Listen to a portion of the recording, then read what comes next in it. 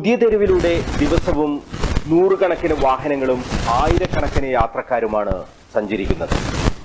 പാപ്പിനിശ്ശേരിയിൽ നിന്നും കണ്ണൂർ ടൗണിലെത്താൻ 1-2 മണിക്കൂർ വരെ എടുത്ത സമയങ്ങളുണ്ടായിരുന്നു. ഈ കുരുക്കഴിക്കാൻ കഴിഞ്ഞ ഒരു പതിറ്റാണ്ടായി ഈ നാട് ആവശ്യപ്പെടുന്നുണ്ട്. പക്ഷേ അതിന് മുൻകൈ എടുക്കാൻ ആരും ഉണ്ടായിരുന്നില്ല എന്നതാണ് യാഥാർത്ഥ്യം. അഥവാ മുൻകൈ എടുത്തപ്പോൾ വലിയ എതിർപ്പുകളും ഉയർന്നു. സ്വാർത്ഥമായ ഒരു കാര്യവും നോക്കാതെ ഈ കുരുക്കഴിക്കുക എന്ന ലക്ഷ്യത്തോടുകൂടി ഒരു ജനപ്രതിനിധി മുന്നിട്ടിറങ്ങി. പുതിയ തെരു റെഡ് സോണിൽ നിന്നും ഗ്രീൻ സോണിലേക്ക് മാറി. ആ ജനപ്രതിനിധിയുടെ പേരാണ് KV സുമേഷ്, അഴീക്കോടിന്റെ ജനകീയ MLA. ഒരു വിളിപ്പാടകലെ എന്നും KV സുമേഷ്. അതുകൊണ്ട് തന്നെ അഴീക്കോട്ടുകാരും ഹാപ്പി. അതിൽ ഏറ്റവും പ്രധാനപ്പെട്ട ഇടപെടലായി പൊതുസമൂഹം ആകെ, കണ്ണൂർ ജില്ലയിലുള്ള ആളുകൾ ആകെ കാണുന്നത് പുതിയ തെരുവിലെ ഈ കുരുക്കഴിക്കാൻ നടത്തിയ പ്രവർത്തനം തന്നെയാണ്. കണ്ണൂർ വിഷൻ BMH ക്വസ്റ്റ്യൻ അവറിൽ ഇന്ന് നമ്മളോടൊപ്പം അതിഥിയായി ചേരുന്നത് KV സുമേഷ് MLA ആണ്. എല്ലാ പ്രേക്ഷകർക്കും ക്വസ്റ്റ്യൻ അവറിലേക്ക് സ്വാഗതം. KV സുമേഷ്. നമ്മൾ തുടക്കത്തിൽ പറഞ്ഞതുപോലെ പുതിയ തെരുവിലെ ഈ കുരുക്ക് അത് വലിയ തോതിൽ ആളുകളൊക്കെ, അതിലൂടെ യാത്ര ചെയ്ത ആളുകളൊക്കെ തന്നെ ശപിച്ചിരുന്നു ഈ ബ്ലോക്ക്. ആ കുരുക്കഴിക്കണം എന്ന ചിന്ത എങ്ങനെയാണ് ഉണ്ടാകുന്നത്? സന്തോഷം ഇവിടെ കണ്ണൂർ വിഷൻ്റെ ഈ പ്രോഗ്രാമിൽ പങ്കെടുക്കാൻ കഴിഞ്ഞതിൽ. ഇത് വളരെ വളരെ പ്രാധാന്യമുള്ള സീരിയസ് ആയ ഒരു കാര്യമാണ് ശ്രീ മനോജ് പറഞ്ഞത്. യഥാർത്ഥത്തിൽ MLA ആയിട്ട് വന്നതിന് ശേഷം വരുമ്പോഴും മത്സരിക്കുമ്പോഴും എല്ലാം ഏറ്റവും കൂടുതൽ ഉയർന്ന ആവശ്യങ്ങളിലൊന്ന് ഈ പുതിയൊരു കുരുക്കിൻ്റെ കാര്യമാണ്. വലിയ പ്രശ്നം എല്ലാവരും അഭിമുഖീകരിച്ചിരുന്നു. നിങ്ങൾ പറഞ്ഞ പോലെ വളരെ വളരെ സീരിയസ് ആയ ഒരു പ്രശ്നമായിട്ടാണ് ആൾ കണ്ടത്. അതിനെന്തെങ്കിലും ചെയ്യണം എന്ന വികാരം അന്ന് മുതലേ ഒരു MLA എന്ന നിലയിൽ എന്നെ നയിച്ച, ഞങ്ങൾ ഈ പെട്ടെന്നല്ല ഇത് ആരംഭിച്ചത്. MLA ആയി തിരഞ്ഞെടുക്കപ്പെട്ട വിത്തിൻ 2 മന്തിനിടയിൽ തന്നെ നമ്മൾ അന്നത്തെ ACP രത്നാകരൻ, അത് ഓർക്കുന്നുണ്ടാവും, അദ്ദേഹവുമായി ചേർന്ന്, രത്നകുമാർ, അദ്ദേഹവുമായി ചേർന്ന് പഞ്ചായത്ത് പ്രസിഡന്റുമാരെയൊക്കെ വിളിച്ച് വിപുലമായ യോഗം. അങ്ങനെയാണ് നമ്മൾ ആദ്യഘട്ടം 25 ലക്ഷം റോഡ് സേഫ്റ്റി അനുവദിച്ചിട്ട് ഡിവൈഡർ പാപ്പിൻശ്ശേരി മുതൽ ആ പാലത്തിന് മുന്നേയും പിന്നെ പാലം കഴിഞ്ഞ ഉടനെയും ഒരു 100 മീറ്റർ ഡിവൈഡർ സ്ഥാപിക്കുന്നത്. അങ്ങനെയാണ് അന്നു മുതലേ നമ്മൾ ആരംഭിച്ചൊരു ശ്രമമാണ്. പക്ഷേ ഈ ഒരു ആശയത്തിലേക്ക് എത്തിച്ചേരാൻ അപ്പോഴും നമുക്ക് കഴിഞ്ഞിട്ടുണ്ടായിരുന്നില്ല. ഈ ഒരു അഭിപ്രായത്തിലേക്ക് എത്തിച്ചേരാൻ ഈ ഡൈവേർഷൻ, ഓൾഡ് NH ഉപയോഗിച്ചുകൊണ്ടുള്ള ഡൈവേർഷനും പുതിയൊരു നേരത്തെ നമ്മൾ ഡിസ്കസ് ചെയ്യുന്നുണ്ട്. പുതിയൊരുവിൽ ആദ്യമേ ഡിസ്കസ് ചെയ്തൊരു ഭാഗം തന്നെയാണ് ഇപ്പോഴും. എന്ന് പറഞ്ഞാൽ ഒരു 3 വർഷമായി ഇതിനു വേണ്ടിയിട്ടുള്ള ഹോംവർക്ക് നമ്മൾ പ്രധാനമായിട്ട് ആരംഭിച്ചിട്ടുള്ളത്. വളരെ വളരെ ചാരിതാർത്ഥ്യമുണ്ട്. അത് ഒരാൾ ഒറ്റയ്ക്കല്ല. ജില്ലാ ഭരണകൂടം, ജില്ലാ കളക്ടർ, ജില്ലാ പോലീസ് കമ്മീഷണർ വിവിധ ഘട്ടത്തിലുണ്ടായിരുന്നത്. അതോടൊപ്പം RTO ആണ് ഇതിൻ്റെ ഡീറ്റെയിൽ ആയിട്ടുള്ള ഹോംവർക്ക് തരത്തിലുള്ള പ്ലാൻ തയ്യാറാക്കാൻ നമ്മൾ നിയോഗിച്ചിട്ടുണ്ടായിരുന്നത്. തുടങ്ങി വളപട്ടണം പോലീസ് സ്റ്റേഷനിലെ വിവിധ ഘട്ടത്തിൽ വന്ന CIമാർ, ഇപ്പോഴത്തെ CI കൂടുതൽ സമയം ഉണ്ടായിരുന്നു. അങ്ങനെ ജനപ്രതിനിധികൾ എല്ലാവരുടെ അഭിപ്രായം ശേഖരിച്ചുകൊണ്ടാണ് ഇന്ന് കാണുന്ന ഒരു സൊല്യൂഷനിലേക്ക് നമ്മൾ എത്തിച്ചേർന്നത്. അതൊരു വലിയ നിലയിലുള്ള ജനങ്ങൾക്ക് ആശ്വാസമായിട്ടുള്ള ഒരു കാര്യമാണ്. ഞാൻ ഒരു ഇൻ്റർവ്യൂവിൽ കണ്ണൂർ ഒരു ചാനലിനോട് പറഞ്ഞു, കാരണം മണ്ഡലത്തിലൊരു 10,000 കോടി രൂപ ചെലവഴിച്ച് നടപ്പിലാക്കുന്ന പദ്ധതിയേക്കാൾ ഈ കണ്ണൂരിലെ ജനങ്ങൾക്ക് ഏറ്റവും ഉപകാരപ്രദമായിട്ടുള്ള ഒരു കാര്യമാണ് ഇപ്പോഴുണ്ടായിരിക്കുന്ന ഈ പാപ്പിൻശ്ശേരി മുതൽ പുതിയൊരു വരെയുള്ള ട്രാഫിക് പരിഷ്കാരം എന്നത്. അത് ജില്ലയിലെ ജനങ്ങൾക്ക് കരഞ്ഞവരുണ്ട്. MLA ഓഫീസിൽ വന്നിട്ട് പരീക്ഷ ക്യാൻസലായി സമയത്ത് എത്താൻ പറ്റാത്തതിൻ്റെ ഭാഗമായിട്ട് നമുക്ക് തന്നെ നമ്മളോടൊരു പരിഹാസ്യം തോന്നിയ സന്ദർഭം ശ്രീ മനോജിനോട് ഞാൻ തുറന്നു പറയും. ഒരു MLA ആയിരിക്കുന്നതിൽ നമ്മൾ കുറച്ചധികം കാര്യങ്ങൾ, ടൂറിസം പദ്ധതി, ഇതൊക്കെ നമ്മുടെ മണ്ഡലത്തിൽ ഒക്കെ മറ്റു നിലയിൽ ചില കാര്യങ്ങൾ ചെയ്തിരുന്നു. പക്ഷെ എനിക്ക് ഇപ്പോഴും വേദന ഉണ്ടാക്കുന്ന ഒരു പയ്യൻ, ഞാൻ കഴിഞ്ഞ ദിവസം മനോജിനോട് പറഞ്ഞു, PSC പരീക്ഷ ക്യാൻസലായിപ്പോയി, PSC പരീക്ഷ എഴുതാൻ പറ്റിയില്ല. സത്യത്തിൽ നമുക്ക് തന്നെ നമ്മളോടൊരു പരിഹാസം തോന്നിയിരുന്നു. നമ്മളിങ്ങനെ ഒരു MLA ആക്കിയൊക്കെ ഇരിക്കുന്നത്, നമുക്കിതിൻ്റെ ഒരു പരിഹാരം ഉണ്ടാക്കാൻ പറ്റുന്നില്ലല്ലോ എന്നൊരു പ്രയാസം വ്യക്തിപരമായി എന്നെപ്പോലും വലിയ നിലയിൽ അലട്ടിയിരുന്നു. അങ്ങനെയാണ് വീണ്ടും നമ്മൾ സീരിയസ് ആയി ഇതിനൊരു അറ്റംപ്റ്റ് എന്ന നിലയിൽ ഇങ്ങനെ ഇറങ്ങുകയും ഇങ്ങനൊരു അഭിപ്രായത്തിലേക്ക് എത്തുകയും ഇത് നടപ്പിലാകുകയും ചെയ്യുന്നത്. അതൊരു വലിയ ഗുണമായി ജില്ലയ്ക്കാകെയും ഇൻഡർസ്റ്റേറ്റ് പോകുന്നവർക്കുൾപ്പെടെ മാറുന്നൊരു സാഹചര്യം ഉണ്ടായി. അതൊരു നിസ്സാര കാര്യമല്ല. മനോജ് മയിൽ നിന്ന് വരുന്ന ആളാണ്. ഞാൻ ചങ്ങളായി ശ്രീകണ്ഠപുരത്ത് നിന്ന് കണ്ണൂരൊക്കെ വന്ന് പോയിക്കൊണ്ടിരുന്ന ഒരാളാണ്. ഇത്രയും കാലം നമ്മൾ അനുഭവിച്ചൊരു പ്രശ്നത്തിന് മണിക്കൂറുകൾ നീണ്ടുന്നത്. ഈ അവസാനത്തെ വെക്കേഷനിൽ ആ ഡിസംബർ മാസത്തിൽ 2.25 മണിക്കൂർ ഒരു ദിവസം 11:40 വരെ വളപട്ടണം പാലം സ്റ്റക്കായ ദിവസമുണ്ട്. അപ്പോൾ അത് ആളുകളുടെ ജീവിതത്തെ എത്ര സാരമായിട്ടാണ് ബാധിക്കുന്നത്. അപ്പോൾ ആ ഈ പയ്യൻ്റെ വളരെ എനിക്കിപ്പോഴും പറയുമ്പോൾ ഭയങ്കര ഭയങ്കര കരയത്. ഞാൻ ആളുകളെ രാവിലെ നിങ്ങൾക്കറിയാം പുതിയൊരു MLA ഓഫീസിൽ ഒരു 9:20 വരെ ആളുണ്ടാവും. പെട്ടെന്നാണ് വണ്ടി നോറി ഇറങ്ങി വന്ന് നിങ്ങളൊക്കെ എന്തെങ്കിലും ചെയ്യണം. എനിക്ക് ആ പയ്യനെ പരിചയമില്ല, മുന്നേ പരിചയപ്പെട്ട ആളുമല്ല. ഞങ്ങളെപ്പോലുള്ള അവരുടെ അന്നേരം ചോദിച്ചപ്പോൾ പറഞ്ഞു എൻ്റെ PSC എക്സാം ഇന്നത്തെ ക്യാൻസലായി. ഒരു ഉദാഹരണമാണ് ഞാൻ പറയുന്നത്. ഇങ്ങനെ എത്രയോ പേരുടെ ക്യാൻസലായിട്ടുണ്ടാവും. എത്രയോ കളക്ടറേറ്റ് വരുന്നവർ, ആശുപത്രി വരുന്നവർ, പോകുന്നവർ, തിരിച്ചു പോകുന്നവർ, വിദ്യാർത്ഥികൾ. അതൊരു വലിയ ഗുണമായി നമ്മുടെ ജില്ലയ്ക്ക് മാറിയ ഏറ്റവും പ്രധാനപ്പെട്ടൊരു കാര്യമാണ്. ഇങ്ങനെ ഒരു കൂട്ടായ ഒരു ദിവസം കൊണ്ടല്ല, കഴിഞ്ഞൊരു 3.5 വർഷക്കാലമായി നടത്തിയ നിരന്തര ഇടപെടലിൻ്റെ ഭാഗമായിട്ടാണ് അവിടുത്തെ പഞ്ചായത്ത് പ്രസിഡന്റുമാർ, ഓട്ടോറിക്ഷ തൊഴിലാളികൾ, യാത്ര ചെയ്യുന്നവർ തുടങ്ങി വിവിധ മേഖലയിലുള്ളവരുടെ അഭിപ്രായങ്ങളെല്ലാം കൺസോൾഡേറ്റ് ചെയ്താണ് അവസാനം ഇങ്ങനൊരു സൊല്യൂഷനിലേക്ക് നമ്മൾ എത്തിയത്. ഈ കഴിഞ്ഞ ദിവസം അവിടെ സമരം നടന്നു. അപ്പോൾ അത് റിപ്പോർട്ട് ചെയ്യുക എന്ന ലക്ഷ്യത്തോടു കൂടി നമ്മൾ അവിടെ എത്തുന്നു. പക്ഷെ നമ്മൾ അവിടെ എത്തിയത് മുതൽ പല ആളുകളും ഇങ്ങോട്ടേക്ക് വന്ന് നിങ്ങളിതിന് പാര വെക്കാൻ വന്നതാണോ എന്ന ഒരു ചോദ്യം ഞങ്ങളോട് ചോദിച്ചിട്ടുണ്ട്.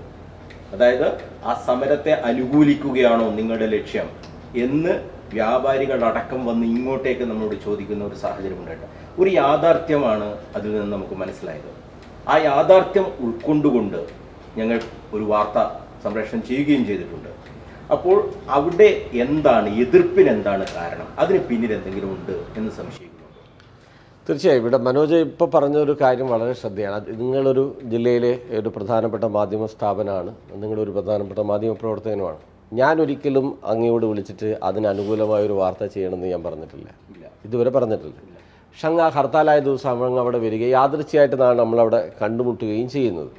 അപ്പം അങ്ങയുടെ അവിടുത്തെ ആളുകളുടെ ഒരു വികാരമാണ് അങ്ങ് പ്രകടിപ്പിച്ചത്, അത് കച്ചവടക്കാരുൾപ്പെടെ. തീർച്ചയായിട്ടും ഇതിനൊരു ഘട്ടം കഴിഞ്ഞപ്പോൾ ജനുവരി മാസം 31-നാണ് പരീക്ഷണാടിസ്ഥാനത്തിൽ 5 ദിവസത്തേക്ക് ആദ്യം പാപ്പിൻശ്ശേരി നമ്മൾ ആരംഭിച്ചു. 17 അതിനു മുന്നേ ആരംഭിച്ചു. ജനുവരി മാസം 1, 2, 3, 4 തീയതികളാണ് പാപ്പിൻശ്ശേരിയിൽ ആരംഭിക്കുന്നത്. പാപ്പിൻശ്ശേരി കഴിഞ്ഞാണ് നമ്മൾ ജനുവരി 31-ന് പുതിയൊരുവിലെ താൽക്കാലിക പരീക്ഷണം ആരംഭിക്കുന്നത്. ആ ഘട്ടത്തിലൊന്നും ഈ പറഞ്ഞ നിലയിൽ ഒരു അന്തരീക്ഷം ഉണ്ടായിരുന്നില്ല. വലിയ ആശ്വാസമാണ്. പാപ്പിൻശ്ശേരിയിലൊരു 95% മേലെ വിജയമെന്ന് നമുക്ക് പറയാം. പാപ്പിൻശ്ശേരി ടു വളപട്ടണം. പുതിയൊരുവിലേക്ക് വരുമ്പോൾ നമുക്കൊരു 70% പറയാൻ പറ്റൂ. ഒരു പൂർണ്ണമായും സ്റ്റക്ക് ഇല്ലാതായിട്ടില്ല, ഒരു ഒഴുക്കാണ്. സ്റ്റക്കില്ല, പക്ഷേ ഒരു ഒഴുക്ക് എന്ന നിലയിലേക്ക് അവിടുത്തെ ഒരു പരിമിതമായ സൗകര്യങ്ങൾ വെച്ചുകൊണ്ട് നമ്മൾ 80% പുതിയൊരു മാറി. ഇത് ഒരു ഘട്ടം കഴിയുന്നപ്പോൾ ഇതൊരു പൊളിറ്റിക്കലി ഡിവൈഡ് ചെയ്യപ്പെടുന്നുണ്ട്. അത് ചുരുക്കം ചിലരുടെ ഭാഗത്തുനിന്നുണ്ടായിട്ടുള്ള ഒരിടപെടലായിട്ടാണ് ഞാൻ മനസ്സിലാക്കുന്നത്. ഒരു ആസൂത്രിതമായ ഒരു ഗൂഢാലോചന ചില രാഷ്ട്രീയ താല്പര്യങ്ങൾ വെച്ച് പുതിയൊരുവിൽ നടക്കുന്നുണ്ട് എന്നതാണ് എൻ്റെ ഇപ്പോഴത്തെ അഭിപ്രായം. അതൊരിക്കലും ഈ നാടിന് ഗുണാവുന്ന ഒരു കാര്യമല്ല. ഒരു ഘട്ടത്തിൽ ഇതിനെ കക്ഷി രാഷ്ട്രീയത്തിൻ്റെ അടിസ്ഥാനത്തിലേ അല്ല നമ്മൾ കണ്ടത്. നേരത്തെ ശ്രീ മനോജ് ഉൾപ്പെടെ പറഞ്ഞ അങ്ങൊരു ജില്ലയിലെ പ്രധാനപ്പെട്ട മാധ്യമ പ്രവർത്തകരാണ്. കണ്ട ഒരു വികാരമുണ്ട് ജനങ്ങളുടെ പൊതുവിൽ. ആ വികാരത്തെ മാനിച്ചുകൊണ്ട് തന്നെയാണ് നമ്മളിതുമായിട്ട് മുന്നോട്ട് പോയത്. ഈ വ്യാപാരികളെ ബാധിക്കുന്നു. വിചിത്രമായ ആവശ്യങ്ങളാണ് വിവിധ ഘട്ടങ്ങളിൽ ഇവർ ഉന്നയിക്കുന്നത്. ബേസിക്കായിട്ടുള്ളൊരു കാര്യം പുതിയൊരുവിലേത് ഒരു താൽക്കാലിക ഗതാഗത പരിഷ്കാരമാണ്. ഞങ്ങൾ ആ വാചകമാണ് ആദ്യം മുതലേ ഉപയോഗിക്കുന്നത്. കാരണം നാഷണൽ ഹൈവേ പൂർത്തിയായാൽ മാത്രമേ നമുക്ക് കൃത്യമായിട്ട് പറയാൻ പറ്റൂ. കാരണം നാഷണൽ ഹൈവേ പൂർത്തിയാകുമ്പോൾ ഇവരെ വിദഗ്ധന്മാർ പറയുന്നത് 40% വാഹനങ്ങൾ കുറയും. അപ്പോൾ ഞങ്ങൾ അവരോട് ചോദിച്ച കാര്യം, അങ്ങനെയാണെങ്കിൽ പുതിയൊരു ഇപ്പോഴേ നമ്മൾ ഡിവൈഡ് ചെയ്യേണ്ട കാര്യമില്ല. ഒന്ന് വലിയ നാഷണൽ ഹൈവേ ആണെങ്കിലും അതിന് വീതി വളരെ പരിമിതമാണ്. ഈ അർത്ഥത്തിൽ വലിയ വീതിയില്ല. അതുകൊണ്ടാണ് ഗവൺമെൻറ് സിറ്റി റോഡ് പദ്ധതി നേരത്തെ പ്രഖ്യാപിച്ചത്. അപ്പോൾ അതുകൊണ്ട് തന്നെ നമുക്ക് പെർമനൻ്റ് ഡിവൈഡർ എന്നതിലേക്ക് ഇപ്പോൾ പോവേണ്ടതില്ല എന്നൊരു അഭിപ്രായം ഞങ്ങൾ ജനപ്രതിനിധികൾ ഞങ്ങൾക്ക് തോന്നിയ എൻ്റെ ഒരു അഭിപ്രായം ഞാൻ കൃത്യമായിട്ട് അവരോട് പറഞ്ഞിരുന്നു. അതുകൊണ്ടാണ് പെർമനൻ്റ് ഡിവൈഡർ ഒഴിവാക്കി അവർ താൽക്കാലിക ഡിവൈഡർ എന്ന ആശയത്തിലേക്ക് പോയത്. ഒരിക്കലും സെൻട്രൽ ജംഗ്ഷനിലെ ഡിവൈഡർ നമുക്ക് ഒഴിവാക്കാൻ പറ്റുന്നതല്ല. കാരണം വാഹനങ്ങളുടെ ക്രോസിംഗ് ആണ്. മയിൽ ഭാഗത്തേക്കും, മയിൽ നിന്ന് തളിപ്പറമ്പ് ഭാഗത്തേക്കും, അവിടെ നിന്ന് കണ്ണൂർ ഭാഗത്തേക്കും, കണ്ണൂരിൽ നിന്ന് തളിപ്പറമ്പ് ഭാഗത്തേക്കും പോകുന്ന 4 തരത്തിലുള്ള വാഹന സംവിധാനം അവിടെ നടക്കുന്നുണ്ട്. സെൻട്രൽ ജംഗ്ഷനിലെ ഡിവൈഡർ ഒഴിവാക്കുക എന്ന് പറഞ്ഞാൽ വീണ്ടും പഴയ കുരുക്കിലേക്ക് തന്നെ പോകും. പിന്നെ അവിടെ ഉയർന്ന ഡിവൈഡർ വയ്ക്കാൻ തീരുമാനിക്കുന്നത് ഇതിൻ്റെ എഞ്ചിനീയറിംഗ് വിഭാഗമാണ്. ആദ്യത്തെ 5 ദിവസം പരീക്ഷണാടിസ്ഥാനത്തിൽ വെച്ചപ്പോൾ ഈ പ്ലാസ്റ്റിക് ഡിവൈഡറാണ്. അത് എടുത്തു മാറ്റുകയും ചില വാഹനങ്ങൾ അതിനടിക്കുകയും ചെയ്യുന്ന സാഹചര്യം ഉണ്ടായി.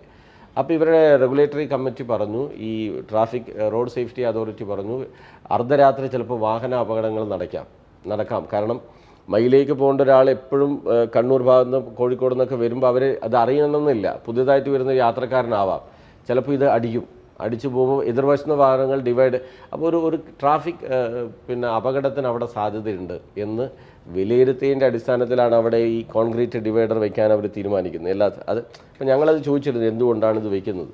അപ്പോൾ ഇത് താൽക്കാലികമാണെങ്കിലും അപകട സാധ്യത ഉണ്ട് ആ ജംഗ്ഷനിൽ. നേരത്തെ ഒരു പയ്യൻ, അതിന് വില്ലേജ് ഓഫീസറെടുത്ത ഒരു ആക്സിഡൻറ്റിൽ ഒരു പയ്യൻ 6 മാസം മുന്നേ മരിക്കുകയും ചെയ്തിരുന്നല്ലോ. അപ്പോൾ ഈ അവരുടെ അഭിപ്രായത്തെ നിഷേധിക്കാൻ നമുക്ക് പറ്റില്ല. ഈ കാര്യവും ഞങ്ങൾ വ്യാപാര സംരക്ഷണ സമിതിയുമായിട്ടുള്ള ചർച്ചയിൽ പറഞ്ഞിരുന്നു. കാരണം ഇതാണ് വയ്ക്കാൻ കാരണം. അപ്പോൾ അതെടുത്ത് മാറ്റുക എന്നുള്ളത് സാധിക്കുന്ന ഒരു കാര്യമല്ല. ബാക്കിയെല്ലാം അവരാവശ്യപ്പെട്ട 3 സീബ്ര ലൈൻ വേണമെന്ന് പറഞ്ഞു. ബഹുമാനപ്പെട്ട MP-യുടെ ഒരു ലെറ്ററും അതിനിടെ അവർ പുറത്തു വിട്ടിരുന്നു, കളക്ടർക്ക് കൊടുത്തായിട്ട് പറഞ്ഞു.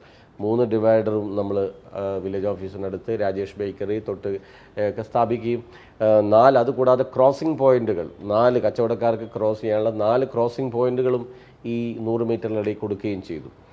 ഇങ്ങനെയെല്ലാം പറഞ്ഞതിന് ശേഷവും അതിനെ വേറൊരു അർത്ഥത്തിലേക്ക് കൊണ്ടുപോകാണ്, വേറൊരു ടൈപ്പിലേക്ക് അതിനെ കൊണ്ടുപോകാണ്. ഒരു താൽക്കാലിക പരിഷ്കാരം ശ്രീ മനോജ്, നാഷണൽ ഹൈവേ പൂർത്തിയാവാൻ ഏതാണ്ട് ഡിസംബർ മാസം വരെ, ജനുവരി മാസം വരെ നമ്മൾ നിൽക്കേണ്ടതുള്ളൂ. അതുവരെ വെയിറ്റ് ചെയ്യാനുള്ള ക്ഷമ പോലും കാണിക്കുന്നില്ല.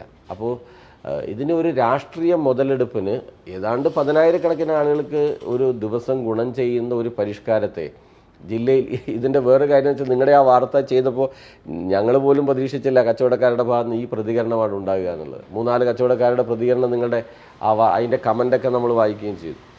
യഥാർത്ഥം ഇപ്പോൾ ഏറ്റവും കൂടുതൽ ആൾ നമ്മൾ വിളിച്ചുകൊണ്ടിരിക്കുന്നത്, എന്നെ വിളിക്കുന്ന, ഓഫീസിൽ വരികയും ചെയ്യുന്നത് ഒരു കാരണവശാലും ഇത് മാറ്റാൻ പാടില്ല എന്ന അഭിപ്രായമായിട്ടാണ്.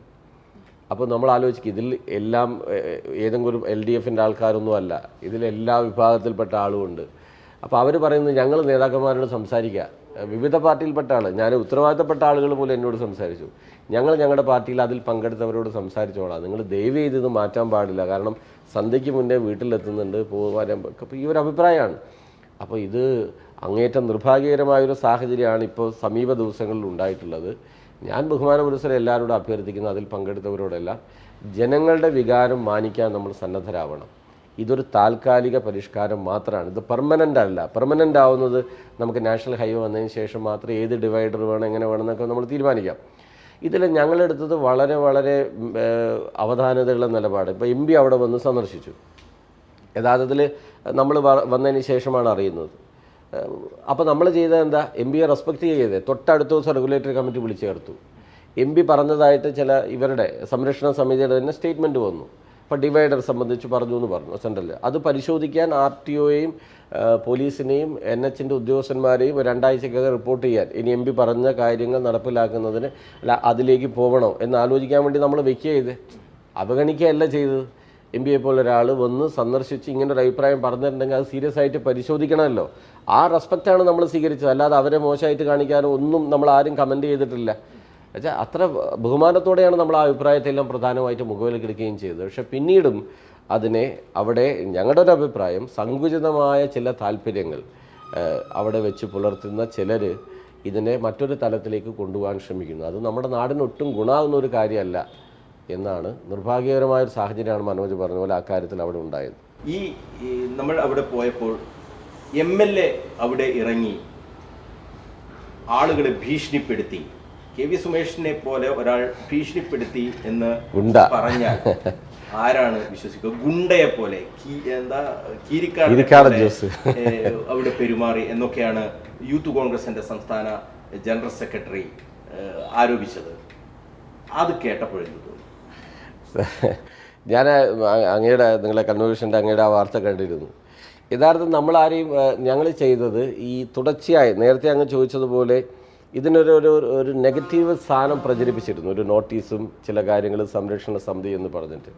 അപ്പോൾ ഞങ്ങൾ അവരോട് ഞാൻ 1.5 മണിക്കൂർ ഈ സംരക്ഷണ സമിതിയുടെ നേതാക്കന്മാരായി 1.5 മണിക്കൂർ കഴിഞ്ഞ ഫെബ്രുവരി മാസം 22-ന് അവരോട് അങ്ങോട്ട് ആവശ്യപ്പെട്ട് നിങ്ങൾക്ക് പറയാനുള്ളത് കേൾക്കാം എന്ന് പറഞ്ഞു പോയി ചർച്ച നടത്തി അവിടെ വ്യാപാര ഭവനിൽ. 1.5 മണിക്കൂർ അവർ പറയുന്ന മുഴുവൻ കേട്ടതാണ്. ഞാൻ നേരത്തെ പറഞ്ഞ കാര്യങ്ങൾ മുഴുവൻ അവരോട് പറഞ്ഞതാണ്. അപ്പോൾ അതിനുശേഷവും ഈ നോട്ടീസ് MLA വാക്ക് പാലിച്ചിട്ടില്ല, MLA ഇങ്ങനെ വ്യാപാരികളെ ദ്രോഹിക്കുന്നു. അപ്പോൾ കടമുടക്കത്തിലേക്ക് പോയി, കടമുടക്കം അനൗൺസ് ചെയ്തു. സ്വാഭാവികമായിട്ടും നമ്മൾ വ്യാപാരികളുമായി സംസാരിക്കുന്നില്ല, ഞങ്ങൾ സംസാരിക്കുന്നില്ലല്ലോ, സംരക്ഷണ സമിതി നേതാക്കന്മാരുമായിട്ടാണല്ലോ സംസാരിക്കുന്നത്. അങ്ങനെ അപ്പോൾ ഞങ്ങൾ ആലോചിച്ച് ഒരു ചെറിയ നോട്ടീസ് തയ്യാറാക്കി, റെഗുലേറ്ററി കമ്മിറ്റിയുടെ പഞ്ചായത്ത് തയ്യാറാക്കിയ നോട്ടീസുമായിട്ട് നമ്മൾ എല്ലാ കടകളിലേക്കും പോയി. ഞാൻ നിജസ്ഥിതി പറഞ്ഞതാണ്. ഈ കടകളിൽ പോയിട്ട് ഞാൻ നേരത്തെ പറഞ്ഞ കാര്യമാണ് അവരോട് പറഞ്ഞത്. ഇത് താൽക്കാലിക പരിഷ്കാരമാണ്, ഇതൊരു സ്ഥിരം പരിഷ്കാരമല്ല. സ്ഥിരം പരിഷ്കാരമായിട്ട് ആലോചിക്കുമ്പോൾ നമുക്ക് നിങ്ങൾ പറഞ്ഞ അഭിപ്രായങ്ങൾ മുഖവിലേക്കെടുക്കാം. നിങ്ങളൊരു കടമുടക്കത്തിലേക്ക് പോകേണ്ട സാഹചര്യം ഇപ്പോഴില്ല എന്ന് അവരോട് റിക്വസ്റ്റ് ചെയ്യുകയാണ് ചെയ്തത്. എല്ലാ കടകളിലും കയറി റിക്വസ്റ്റ് ചെയ്യുകയാണ് ചെയ്തത്. ചിലർ ചില ഭൂരിപക്ഷ ആളും അതിനോട് അനുകൂലിക്കുന്ന നിലയാണ് ഞങ്ങൾക്ക് കയറിയപ്പോൾ തോന്നിയത്. ചിലർ അങ്ങനെയല്ല എന്നുള്ള അഭിപ്രായങ്ങൾ, വ്യത്യസ്ത അഭിപ്രായങ്ങൾ അവർ രേഖപ്പെടുത്തുകയും ചെയ്തിട്ടുണ്ട്. എന്നല്ലാതെ നാളെ കട തുറന്നോളണം എന്ന് ഒരാളോടും അല്ലെങ്കിൽ ആ അർത്ഥത്തിലുള്ള സംസാരമേ ഞങ്ങൾ തമ്മിൽ നടത്തിയിട്ടേയില്ല. ഞങ്ങൾ ആലോചിച്ചത് ഒരു ബോധവൽക്കരണം നമ്മുടെ ഭാഗത്ത് നിന്ന് ആവശ്യമാണ്. കാരണം വ്യാപാരികളെ കടമുടക്കത്തിലേക്ക് നയിക്കേണ്ട ഒരു സാഹചര്യം ഇപ്പോഴില്ല. അങ്ങനെയല്ല, ഇതൊരു താൽക്കാലിക പരിഷ്കാരമാണ്. ആ കാര്യം അവരോട് നേരിട്ട് പറയണം എന്ന് സ്നേഹപൂർവ്വം അവരോട് സംസാരിക്കുന്ന ഒരു നിലയാണ് നമ്മൾ പ്രധാനമായും സ്വീകരിച്ചത്. അല്ലാതെ നാളെ കട തുറന്നോളണം എന്ന സ്റ്റാൻഡോ ഭീഷണിയോ ബഹുമാന്യനായിട്ടുള്ള ശ്രീ യൂത്ത് കോൺഗ്രസിൻ്റെ നേതാവ്, അദ്ദേഹമൊക്കെ നമ്മളൊക്കെ റെസ്പെക്റ്റ് ചെയ്ത് വളർന്നു വരുന്ന യുവ നേതാക്കന്മാരല്ലേ, പക്ഷേ അദ്ദേഹം തെറ്റിദ്ധരിക്കപ്പെട്ടതാണോ പറഞ്ഞാണോ എന്ന് എനിക്കറിയില്ല. അങ്ങനെ ഒരു സമീപനം നമ്മൾ സ്വീകരിച്ചിട്ടില്ല. പിന്നെ ശ്രീ മനോജ്, എന്നെ അഴീക്കോട് മണ്ഡലത്തിലെ ജനങ്ങൾ തിരഞ്ഞെടുത്തിരിക്കുന്നത് ആ മണ്ഡലത്തിലെ വികസന പ്രവർത്തനങ്ങൾക്ക് നേതൃത്വം കൊടുക്കാനാണ്. അതിൽ LDFകാരെ മാത്രമല്ല, അഴീക്കോട് നിയോജക മണ്ഡലത്തിലെ ജനങ്ങളുടെ വികസന പ്രശ്നങ്ങൾക്ക് നേതൃത്വം കൊടുക്കലാണ് എൻ്റെ ചുമതല. അതിനെ ഒരു ഗുണ്ടാപ്പണിയായിട്ടാണോ വിലയിരുത്തുന്നത്? അതൊരു ഗുണ്ടാപ്പണിയായിട്ടാണോ കാണുന്നത്? അങ്ങനെയാണെങ്കിൽ അഴീക്കോട് നിയോജക മണ്ഡലത്തിലെ ജനങ്ങളുടെ ഗുണ്ടയാണ് ഞാൻ. ഏത് വികസന പ്രവർത്തനങ്ങൾക്ക് അവർക്ക് വേണ്ടി നേതൃത്വം കൊടുക്കുന്ന, റഷീദ് പറഞ്ഞ ഭാഷയിലാണ് ഞാൻ തിരിച്ചു പറയുന്നത്, അഴീക്കോട് മണ്ഡലത്തിലെ വികസനം ആഗ്രഹിക്കുന്ന എല്ലാ വിഭാഗം ജനങ്ങളുടെയും അവർക്ക് വേണ്ടി പ്രവർത്തിക്കുന്ന ഒരാളാണ് ഞാൻ. അതിനെ ഗുണ്ടയായിട്ടാണ് റഷീദ് വിലയിരുത്തുന്നതെങ്കിൽ ആ അർത്ഥത്തിൽ അഴീക്കോട് ജനങ്ങളുടെ ഗുണ്ടയാണ് ഞാൻ എന്ന് പറയേണ്ടി വരും, എന്ന് പറയുന്ന സാഹചര്യമാണ്. ഇത് രാഷ്ട്രീയമായി ഏതെങ്കിലും തരത്തിൽ KV സുമേഷ് MLAയുടെ ഒരു ഇമേജ് കൂടി, ഗ്രാഫ് ഉയർന്നു എന്നതിനേക്കാൾ ഈ നീക്കം നടത്തുന്നത് രാഷ്ട്രീയമായി UDFന് തിരിച്ചടിയാവുകയല്ലേ ചെയ്യുക? തീർച്ചയായും എനിക്ക് ഉത്തരവാദിത്തപ്പെട്ട നേതാക്കന്മാർ അവരെല്ലാം ഞാൻ വളരെ ബഹുമാനിക്കുന്ന ആളുകളാണ്. UDFൻ്റെ എല്ലാ നേതാക്കന്മാരും അല്ല അവിടെയുള്ള ആരാണെങ്കിലും ഇത് ഈ ചുരുക്കം ചിലരുടെ, ഞാൻ കൃത്യമായ 3-4 ആളുകൾ ഇതിനെതിരെ സ്വീകരിക്കുന്ന നിലപാടിൻ്റെ കൂടെ ഉത്തരവാദിത്തപ്പെട്ട രാഷ്ട്രീയ നേതൃത്വം നിന്നാൽ എനിക്ക് തന്നെ അഴീക്കോട് മണ്ഡലത്തിൻ്റെ പൾസറിയാം, അതിലെ സഞ്ചരിക്കുന്നവരുടെ പൾസറിയാം. വലിയ എതിർപ്പാണ് ആളുകൾക്ക് ഈ അഭിപ്രായങ്ങളോടെല്ലാം ഉള്ളത്. എൻ്റെ ഇമേജ് എന്ന് ഞാൻ ഒരു ഘട്ടത്തിൽ, അതാണ് ഞാൻ ശ്രീ മനോജിനോട് പറഞ്ഞത്, ഒരിക്കലും ഒരു ചാനലുകാരോട്, ഒരു പത്രക്കാരോട് ഈ പുതിയരിലുണ്ടായ അല്ലെങ്കിൽ പാപ്പൻശ്ശേരിയിലുണ്ടായിട്ടുള്ള പരിഷ്കാരത്തിന് എൻ്റെ പേര് വെച്ച് വാർത്ത കൊടുക്കണമെന്ന് ഞാൻ പറഞ്ഞിട്ടേ ഇല്ല. അങ്ങനെ ആരോടും ഞാൻ പറയുകയില്ല. അല്ലാതെ ഞാൻ നടപ്പിലാക്കിയ ഒരു കാര്യമായിട്ട് ഞാൻ ആരോടും പറഞ്ഞു. ഞങ്ങളെല്ലാം, ഞാൻ പറഞ്ഞില്ല, MLA ആയി തിരഞ്ഞെടുക്കപ്പെട്ടപ്പം ഞങ്ങളുടെ പ്രകടന പത്രികയിലുണ്ട് കുരുക്ക് അഴിക്കാൻ നേതൃത്വം കൊടുക്കും. ആ ഉത്തരവാദിത്തത്തിൻ്റെ ഭാഗമായിട്ടാണ് അന്നത്തെ ACP ശ്രീ രത്നകുമാറുമായി നമ്മളിരുന്ന്, അന്നത്തെ കമ്മീഷണറായിരുന്നു, അന്ന് മുതൽ ആരംഭിച്ചൊരു പ്രോസസ്സാണിത്. അത് ഫൈനലൈസ് ചെയ്യുന്നത്, അതിലൊരു സൊല്യൂഷൻ ഈ അർത്ഥത്തിലേക്ക് വരുന്നത് നമുക്ക് ഭയമായിരുന്നു യഥാർത്ഥത്തിൽ. ഈ ഓൾഡ് NHലേക്ക് വളവട്ടണം പാലം കഴിഞ്ഞ് വണ്ടി തിരിച്ചു വിടുമ്പോൾ എന്താ സംഭവിക്കുക എന്ന് നമുക്ക് പറയാം. അന്നത്തെ ആ ദിവസമൊക്കെ അനുഭവിച്ചൊരു മനപ്രയാസം ഉണ്ടല്ലോ. കാരണം എങ്ങനെയാണ് ഇത് വിപരീത ഫലം ചെയ്യുമോ, എങ്ങനെയാണ് ഇത് വരാൻ പോകുന്നത് എന്ന് നമുക്ക് കൃത്യമായിട്ട് ഒരു ധാരണയില്ല വരുന്ന. അപ്പോൾ നമ്മൾ ആലോചിച്ചത് പൊളിയാണെങ്കിൽ അന്ന് വൈകുന്നേരം തന്നെ മാറ്റാം. ഞാൻ കലക്ടർ, RTO, CI, പോലീസൊക്കെ അന്ന് അവിടെ തന്നെ നിന്നു. എന്നാൽ നമ്മൾ പറയാം പല ആശങ്കയുണ്ടായിരുന്നു. അപ്പോൾ ഞങ്ങളെടുത്തൊരു തീരുമാനം, ഇല്ല, ഉച്ചവരെ കഴിയുമ്പോൾ തന്നെ ഒരു കൃത്യമായ ബോധ്യം ഉണ്ടാവും, ഒരു 4 മണി വരെ ബോധ്യം ഉണ്ടാവും. ഞാൻ ആ സ്പോട്ടിൽ തന്നെ, ഞാനും RTOയും പിന്നെ CIയും ഏതാണ്ട് ആ സ്പോട്ടിൽ തന്നെ ചെലവഴിച്ചു. വൈകുന്നേരം അന്ന് നിങ്ങൾ ശ്രദ്ധിച്ചിട്ടുണ്ട്, അന്ന് 2-3 ദിവസക്കാലം. കാരണം എന്തെങ്കിലും അപാകതകളുണ്ടെങ്കിൽ അപ്പം പഴയ പോലെ ആക്കാം എന്ന ലൈനിലാണ് നമ്മൾ നിന്നത്. പക്ഷേ സംഭവിച്ചത് എന്താ, അത് വലിയ വിജയമായിട്ടാണ് ആദ്യത്തെ 2 മണിക്കൂർ കഴിയുമ്പോൾ തന്നെ മാറി. അപ്പോൾ ആളുകളൊക്കെ ചോദിക്കുന്നത്, നിങ്ങൾക്ക് ഇത്രയും കാലം ഈ ബുദ്ധി ഉണ്ടായിരുന്നില്ലേ എന്ന ചോദ്യം. അതാണ് ഞാൻ പറഞ്ഞത്, ഇത് ഈ 3.5 വർഷക്കാലം നടന്ന ഒരു പ്രോസസ്സിൻ്റെ ഭാഗമായിട്ട് വന്നതാണ്. അതിൽ LDFകാരുടെ അഭിപ്രായം മാത്രമൊന്നുമല്ല, അവിടെയുള്ള എല്ലാവരുടെയും പല ഓട്ടോറിക്ഷക്കാരൊക്കെ ഈ അഭിപ്രായം പറഞ്ഞു. എത്രയോ ഓട്ടോറിക്ഷക്കാരുണ്ട് നേരത്തെ ഇങ്ങനെ ചെയ്തുകൊണ്ടെന്നൊക്കെ ചോദിച്ചവരുണ്ട്.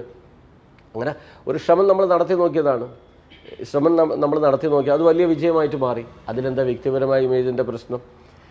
അങ്ങനെയാണോ അതിനെ കാണുന്നത്?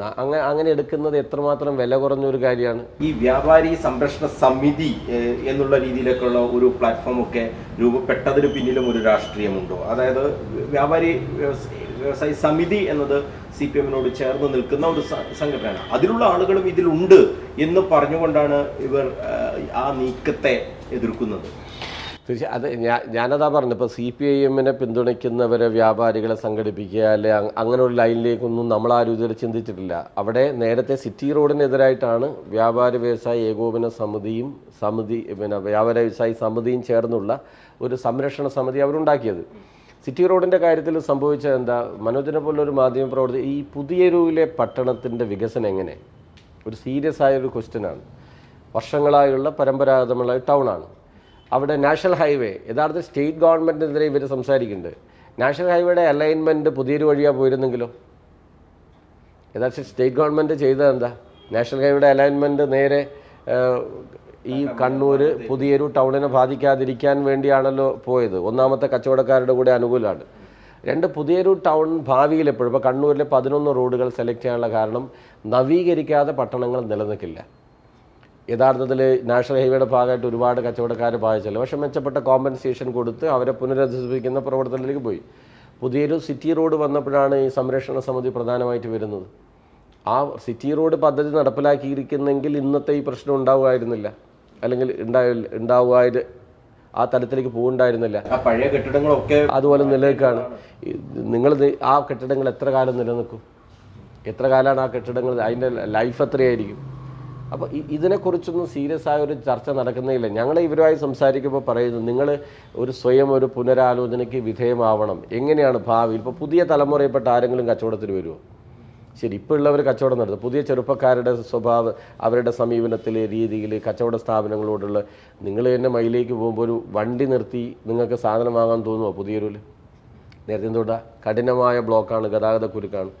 ഒരു പട്ടണം എന്ന് പറഞ്ഞാൽ ആ പട്ടണത്തിൽ വാഹനം നിർത്തി അല്ലെങ്കിൽ ഇറങ്ങി സാധനം വാങ്ങാൻ തോന്നുന്ന ഒരു മാനസികാവസ്ഥ വേണ്ടേ? ദുർഭാഗ്യവശാൽ പുതിയൊരു അതില്ല. അപ്പോൾ വ്യാപാര സമിതികൾ, സംരക്ഷണ സമിതികളൊന്നും ഈ അർത്ഥത്തിലല്ല ചിന്തിക്കുന്നത്. അവർ തൽക്കാലത്തേക്ക് ഇതെങ്ങനെ മുന്നോട്ട് കൊണ്ടുപോകാം എന്ന അർത്ഥത്തിലാണ് ബഹുമാന്യരായിട്ടുള്ള ആ വ്യക്തികളൊക്കെ കാണുന്നത്. ഇത് പുതിയൊരുവിലെ ഞാൻ വാണിജ്യ വകുപ്പുമായിട്ടൊക്കെ സംസാരിച്ചു, വ്യവസായ വകുപ്പുമായിട്ട്. അതിൻ്റെ ഉദ്യോഗസ്ഥന്മാർ പറയുന്നത്, ഈ വിമർശനം വന്നപ്പോൾ കഴിഞ്ഞ 10-15 വർഷമായിട്ട് പുതിയൊരുവിലെ കച്ചവടം ഗണ്യമായി കുറഞ്ഞു വരികയാണ്. ഒന്ന് സൂപ്പർ വലിയ മാളുകൾ വന്നു. അവിടെ പിന്നെ തുടക്കത്തിൽ ആ ഹൈവേ ജംഗ്ഷൻ എത്തുമ്പോൾ ഉള്ള മാളുണ്ട്, സെക്യൂര മാളുണ്ട്. ഇവിടെ താഴെ വന്ന വേറൊരു മാളുണ്ട്. വലിയ കച്ചവട സ്ഥാപനങ്ങൾ വന്നു. ഗതാഗത കുരുക്ക് ആരംഭിച്ചതോടുകൂടി ആളുകൾ പഴയ പോലെ പുതിയൊരുവിൽ ഇറങ്ങി സാധനം വാങ്ങാതെയായി. ആ മാർക്കറ്റിനെ ആശ്രയിക്കുന്ന നിൽക്കുന്ന ആളുകൾ മാത്രമായി. അപ്പോൾ ഒരു പരിഷ്കാരവും നവീകരണവും വന്നിട്ടില്ലെങ്കിൽ, കാലാനുസൃതമായി വന്നിട്ടില്ലെങ്കിൽ ഇനിയും കച്ചവടം താഴും. ഇപ്പം തന്നെ 50% ചില കച്ചവട സ്ഥാപനങ്ങൾ എത്തിയെന്നാണ് അവരുടെ ഒരു പഠനത്തിൽ പറയുന്നത്. ഏതാണ്ട് 5% മുതൽ 50% വരെ കുറവ് വ്യാപാര സ്ഥാപനങ്ങൾക്ക് വന്നിട്ടുണ്ട്. ഇതിലെന്താ പരിഹാരം? ഇതിപ്പോൾ 2.5-3 മാസമല്ലേ ആയുള്ളൂ പരിഷ്കാരം ആരംഭിച്ചിട്ട്. ഇത് പക്ഷേ അവരുടെ സ്റ്റാറ്റിസ്റ്റിക്സ് തന്നെ പറയുന്നത് ഈ അർത്ഥത്തിലാണ്. അപ്പോൾ ഇതിനൊരു പരിഹാരം ഭാവിയിൽ എപ്പോഴെങ്കിലും വേണ്ടേ? പുതിയൊരുവിലെ കച്ചവടം ചെയ്യുന്നവർക്ക് ഈ പഴയ പ്രതാപകാലത്തുള്ള ഒരു കച്ചവടത്തിലേക്ക് പോകണ്ടേ? ഈ നവീകരണത്തെക്കുറിച്ചല്ല അവർ പ്രധാനമായും ചർച്ച ചെയ്യുന്നത്. യഥാർത്ഥത്തിൽ രാഷ്ട്രീയ നേതൃത്വത്തെ, നേരത്തെ മനോജ് ചോദിച്ച പ്രധാനപ്പെട്ട ചോദ്യമാണ്, രാഷ്ട്രീയ നേതൃത്വത്തെ തെറ്റിദ്ധരിപ്പിക്കുകയാണ്. ഈ 2.5 മാസം മുന്നേ 3 മാസം ആവുന്ന പരിഷ്കാരമാണ് ഞങ്ങളെ ബാധിച്ചിരിക്കുന്നത് എന്നത് പറയുന്നത് ഗൗരവപൂർവ്വം പരിശോധിച്ചാൽ അങ്ങനെയല്ലെന്നാണ് ഞങ്ങളുടെ ഭാഗത്ത് നിന്ന് ഞങ്ങൾ അന്വേഷിച്ചപ്പോൾ മനസ്സിലാവുന്നത്.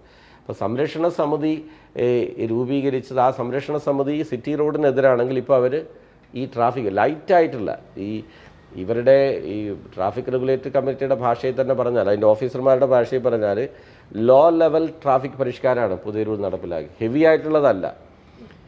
സ്റ്റൈലും അടയ്ക്കണം എന്നാണ് അവർ പറഞ്ഞത്. നമ്മളത് സമ്മതിച്ചില്ല. നേരെ ഈ കമ്പിലേക്കുള്ള ബസ് സ്റ്റോപ്പ് നേരെ പള്ളിക്കപ്പുറത്തേക്ക് മാറ്റണം എന്നാണ് അവരുടെ ആവശ്യം. അതും ജനങ്ങളെയും പൊതുവിൽ ബാധിക്കുന്നതുകൊണ്ട് നമ്മളത് റിക്വസ്റ്റ് ചെയ്ത് മാറ്റുകയാണ് ചെയ്തത്.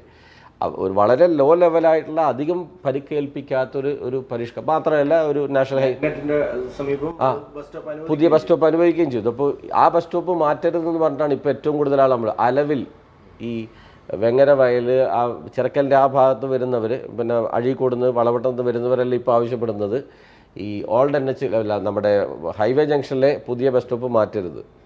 പുഴാതി കൊറ്റാളി നിങ്ങളുടെ കമ്പിൽ മയിൽ ഭാഗത്ത് വരുന്നവർ മാഗ്നറ്റിൻ്റെ അടുത്ത് നിന്ന് ബസ് ഇറങ്ങുന്നു, നേരെ ഓപ്പോസിറ്റ് ബസ്സിലേക്ക് കയറുന്നു. ഏത് മാഗ്നറ്റിൻ്റെ മുമ്പിൽ പുതിയ ബസ് സ്റ്റോപ്പിലേക്ക് കയറുന്നു. അവർക്കിപ്പോൾ ഒരു തരത്തിൽ നടന്നു പോകേണ്ട കാര്യമില്ല. മുന്നേ താഴെ വരെ നടന്ന് അപ്പുറത്തെ ഇവരും പറയുന്നത് ഈ ബസ് സ്റ്റോപ്പ് ഇപ്പോഴത്തെ ഒരു സാഹചര്യമാണ് പറയുന്നത്, ബസ് സ്റ്റോപ്പ് മാറ്റാൻ പാടില്ല. ഈ പത്രത്തിലൊക്കെ വാർത്ത വരുന്നത് കാണുമ്പോൾ പറയുന്ന ഒരു കാര്യം. ഇടയ്ക്ക് ബസ് ഓണേഴ്സിൻ്റെ ഒരു സ്റ്റേറ്റ്മെൻറ്റ് ഞാൻ കണ്ടു. യഥാർത്ഥത്തിൽ ബസ് ഓണേഴ്സ് ആണ് എന്നെ അവർ ADMൻ്റെ അടുത്ത് ഒരു ചർച്ചയിൽ പോയപ്പോൾ ഞങ്ങൾ MLA എന്ന നിലയിൽ ഞാനും ഉണ്ടായിരുന്നു ആ ചർച്ചയിൽ. അത് ഞാൻ പറഞ്ഞു കുറേ നാളായി അവർ പറഞ്ഞു നിങ്ങൾ MLA നിങ്ങൾ ഇടപെട്, ട്രിപ്പ് കട്ടാവുന്നു, ജീവനക്കാർക്ക് ഭക്ഷണം കഴിക്കാൻ പറ്റുന്നില്ല, പലപ്പോഴും 1-2 ട്രിപ്പ് പ്രധാന ബസ്സുകളുടെ കട്ടാവുന്നു, നിങ്ങളിത് പരിഹരിക്കണം എന്നൊക്കെ പറഞ്ഞവരാണ്. അവരുടെ വലിയ ശക്തമായ ഇടപെടലുണ്ടായിരുന്നു. ഇത് നടപ്പിലാക്കിയപ്പോൾ നമുക്ക് ഏറെ സന്തോഷം തോന്നിയൊരു കാര്യമുണ്ട്. ഈ കണ്ണൂർ പയ്യന്നൂർ റൂട്ടിലോടുന്ന ബസ് ജീവനക്കാർ ഒരു ദിവസം MLA ഓഫീസിൽ വന്നു ഉച്ചയ്ക്ക്. അവർ പറഞ്ഞ് കഴിഞ്ഞ 8 വർഷക്കാലമായി ഉച്ചയ്ക്ക് ഭക്ഷണം കഴിക്കാറുണ്ടായിരുന്നില്ല. നിങ്ങൾ അവരോട് അന്വേഷിച്ച് 8 വർഷക്കാലമായിട്ട് ഉച്ചയ്ക്ക് ഭക്ഷണം കഴിക്കാറുണ്ടായിരുന്നില്ല. കാരണം ഈ ബ്ലോക്ക് കൊണ്ട് ഇവർക്ക് ഓടിയെത്തൂല. ഈ കഴിഞ്ഞ 2 മാസമായി നമ്മൾ കൃത്യമായിട്ട് ഉച്ചഭക്ഷണം കഴിക്കുകയാണ്.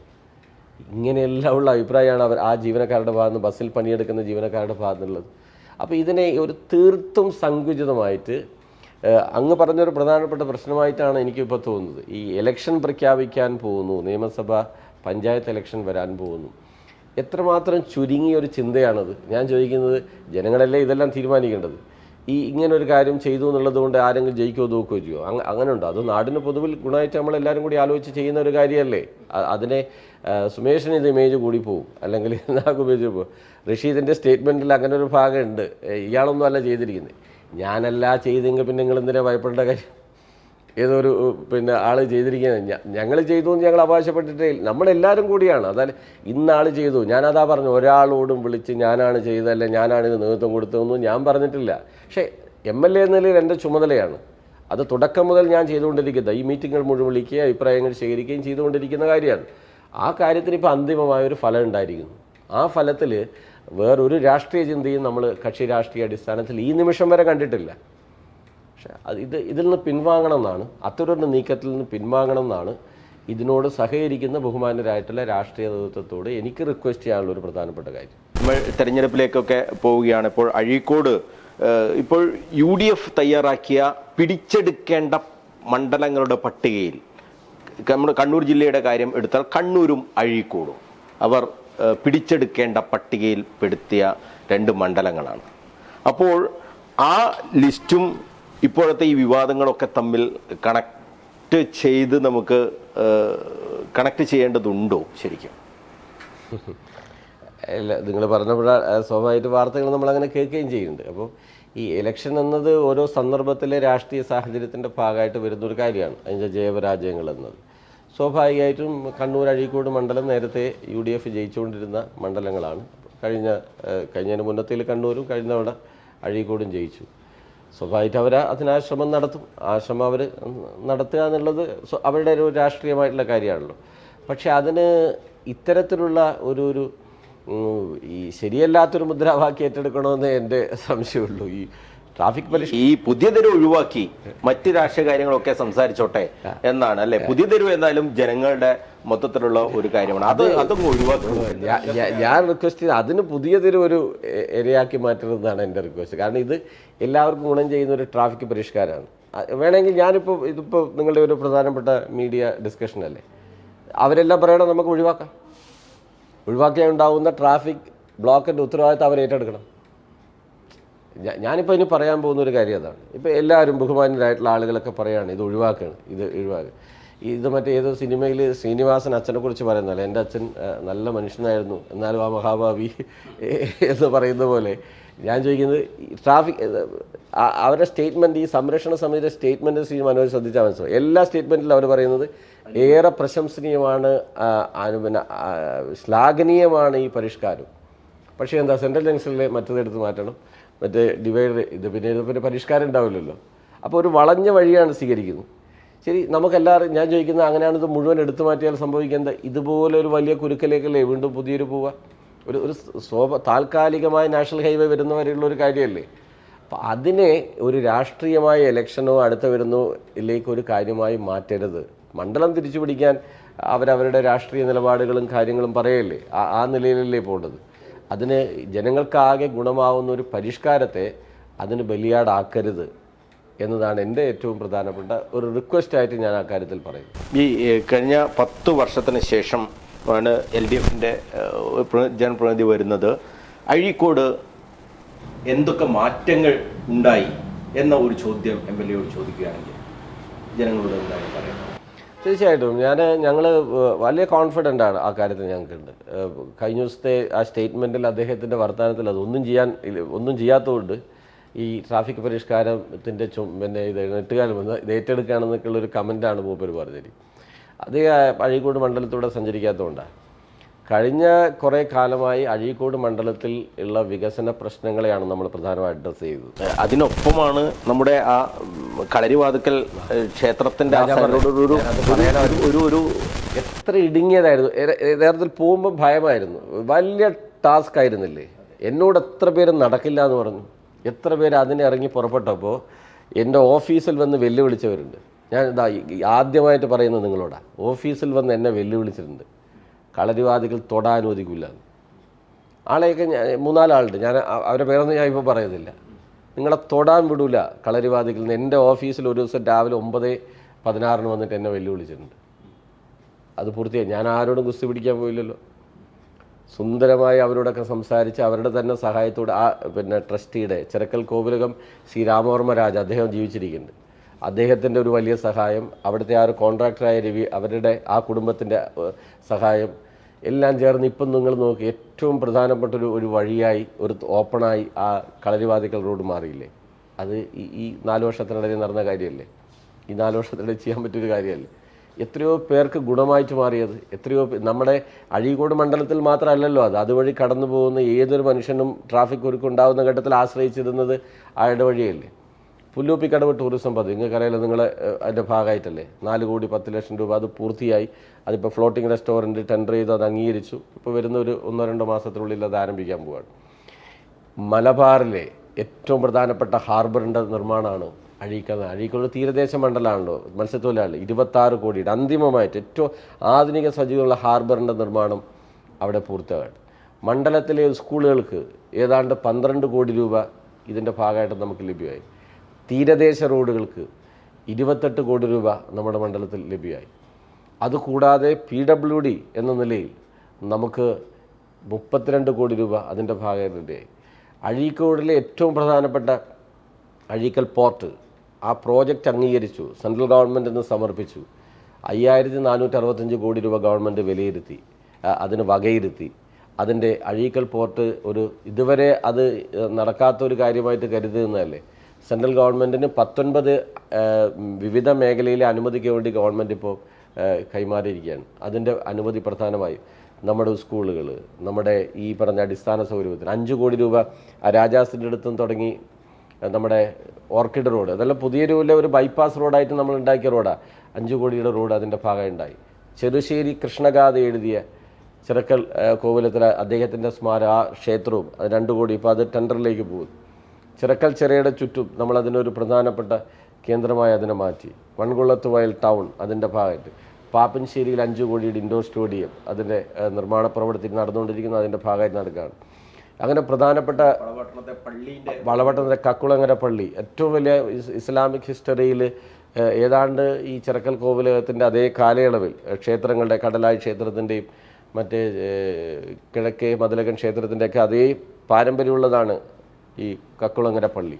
അതിൻ്റെ പ്രൗഢി നിലനിർത്തുന്നതിൻ്റെ ഭാഗമായിട്ടുള്ള നവീകരണ പ്രവൃത്തി 1 കോടിയുടെ ഇപ്പോൾ നടന്നുകൊണ്ടിരിക്കുന്നു.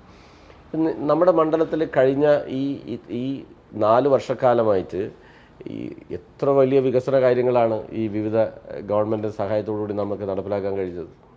ആ നടപ്പിലാക്കിയത് വികസന പ്രവർത്തനങ്ങൾ സ്വാഭാവികമായിട്ടും ജനങ്ങൾക്കിടയിൽ ഒരു വലിയ മതിപ്പ് ചർച്ച അത് LDF ജനങ്ങളോട് പറഞ്ഞ കാര്യമല്ലേ. ആ വികസന പ്രവർത്തനങ്ങളെ കണ്ടില്ല എന്ന് നടിക്കാൻ പറ്റുമോ? ഇതിൻ്റെ ഭാഗമായിട്ട് ഒരു നല്ല മുന്നേറ്റം ഉണ്ടാക്കിയെടുക്കാൻ നമുക്ക് കഴിഞ്ഞു. LDF ജനങ്ങളോട് പറഞ്ഞത് ഏതാണ്ട് പൂർണ്ണമായി നടപ്പിലാക്കാൻ പറ്റുന്ന, ഇനിയും പുതിയ പ്രശ്നങ്ങൾ നമുക്ക് ഏറ്റെടുക്കാനുണ്ട്, പുതിയ പ്രശ്നങ്ങൾ പരിഹരിക്കാനുണ്ട് എന്ന് തന്നെയാണ് പറയുന്നത്. ഇപ്പോൾ നേരത്തെ പ്രഖ്യാപിക്കപ്പെട്ടൊരു പാലമായിരുന്നു നമ്മുടെ ഇവിടുന്ന് നാറാത്ത് പഞ്ചായത്തിൽ നിന്ന് കല്ലൂരിക്കടവ് പാലം. അതിൻ്റെ സാങ്കേതിക വശങ്ങൾ പൂർത്തിയാക്കി അത് 2-3-4 മാസത്തിനുള്ളിൽ അത് ടെൻഡർ നടപടിയിലേക്ക് പ്രധാനമായിട്ട് പോവുകയാണ്. ഇങ്ങനെ അഴീക്കോട് മണ്ഡലത്തിൻ്റെ എല്ലാ മേഖലയിലും നമുക്ക് നല്ലതുപോലെ സമഗ്രമായിട്ടുള്ള ഒട്ടേറെ ഇടപെടൽ നടത്താൻ കഴിഞ്ഞിട്ടുണ്ട്. വികസന പദ്ധതികൾക്ക് ഒട്ടേറെ റോഡുകൾ പിന്നെ കാര്യങ്ങൾ ഒക്കെ നന്നായി. ഇപ്പം തന്നെ ഈ പുതിയ റോഡ് അനുബന്ധമായി ഇപ്പോൾ പട്ടേൽ റോഡ്, മറ്റേ വൈറ്റക്കാവ് റോഡ്, നിങ്ങൾ ആ കുന്നുംകൈയിൽ നിന്ന് നേരെ കാട്ടാമ്പള്ളിയിലേക്ക് പോകുന്ന ഒരു 2 കോടിയുടെ, അവിടുന്ന് അങ്ങോട്ട് 1 കോടിയുടെ, 4,50,00,000 വർക്ക് പുതിയൊരു ടൗണിനനുബന്ധിച്ച് മാത്രം ഇപ്പം തന്നു. രാജാസ് ഓർക്കിഡ് റോഡ് കൂടി എടുത്താൽ 9-10 കോടി രൂപയുടെ റോഡിൻ്റെ പണി തന്നെയാണ്. കളരിവാതിക്കലെടുത്താൽ 11 കോടി പുതിയൊരു അനുബന്ധിച്ചുള്ള റോഡുകളുടെ വികസനത്തിന് വേണ്ടി. അത് അന്ന് നമ്മളെടുത്തൊരു തീരുമാനമാണ്. പുതിയൊരു ട്രാഫിക് ബ്ലോക്ക് ഉണ്ടാകുമ്പോൾ ഈ ഇട റോഡുകൾ നവീകരിക്കണമെന്നൊരു ആശയം അന്നത്തെ കമ്മീഷണർ പ്രധാനമായ യോഗത്തിൽ വെച്ചിരുന്നു. അങ്ങനെ ഒരു ആശയത്തിൻ്റെ ഭാഗമായിട്ടാണ് അത് ചെയ്തത്. എന്ന് പറഞ്ഞാൽ നല്ലതുപോലെ നമ്മളെ ഏൽപ്പിച്ച ഒരു വിശ്വാസത്തിനനുസരിച്ച് ജനങ്ങൾ ആഗ്രഹിക്കുന്ന കാര്യങ്ങൾ ചെയ്യാൻ ഞങ്ങൾ പരമാവധി ശ്രമിച്ചിട്ടുണ്ട്. അതിൽ നല്ല നിലയിൽ തന്നെ ആത്മവിശ്വാസം ഉണ്ടെന്ന് തന്നെയാണ് പറയാൻ. ഈ തെരഞ്ഞെടുപ്പിലേക്കൊക്കെ പോകുമ്പോൾ ഇങ്ങനെ രാഷ്ട്രീയമായ എതിർപ്പുകളൊക്കെ ഉയർത്താനുള്ള ശ്രമങ്ങളൊക്കെ ഉണ്ടാകുമ്പോൾ KV സുമേഷിനെ ശരിക്കും ഭയപ്പെടുകയാണോ UDF? ഈ അഴീക്കോട് ഇനി നമുക്ക് കിട്ടാത്ത ബാലികേര മലയായ ഒരു മണ്ഡലമായി മാറിപ്പോകുമോ എന്നുള്ളൊരു ഭയം അവരെ നയിക്കുന്നുണ്ടോ? എന്നെ അവർ ഭയപ്പെടേണ്ട കാര്യമൊന്നുമില്ല. സ്വാഭാവികമായിട്ട് മണ്ഡലം തിരിച്ചു പിടിക്കണം എന്നുള്ളൊരു കാര്യം സ്വാഭാവികമായിട്ട് അവർക്ക്, നിങ്ങൾ പറഞ്ഞ പോലെ, അവരുടെ ഒരു പ്രധാന അജണ്ട. പക്ഷെ അവർ സ്വീകരിക്കുന്ന ലൈൻ അവർക്ക് ഗുണം ചെയ്യില്ല എന്നാണ് എൻ്റെ അഭിപ്രായം. വ്യക്തിപരമായി ടാർണിഷ് ചെയ്ത ഒരാളെ അപകീർത്തിപ്പെടുത്തി അയാളെ മോശമായി ചിത്രീകരിച്ചിട്ട് മുന്നോട്ട് പോകാൻ ശ്രമിച്ചാൽ അതിന് ജനങ്ങൾ കൂടെ നിൽക്കുമെന്ന് ഞാൻ കരുതുന്നില്ല. നമുക്ക് രാഷ്ട്രീയം പറയാം, വികസനത്തിലെ സംവാദമാവാം. മുന്നേ മണ്ഡലത്തിൽ നടന്ന വികസനവും ഇപ്പോൾ നടന്ന വികസനവും നമുക്ക് ചർച്ച ചെയ്യാം. ആ സംവാദത്തിന് ഞാൻ സന്നദ്ധനാണ്, ആ സംവാദത്തിന് ഞാൻ തയ്യാറാണ്. ഞാനൊന്നും ചെയ്തില്ല എന്നാണ് 4 വർഷം കഴിഞ്ഞു. ഇപ്പോൾ ആ സംവാദത്തിന് ആരുമായിട്ട് ഞാൻ സന്നദ്ധനാണ്.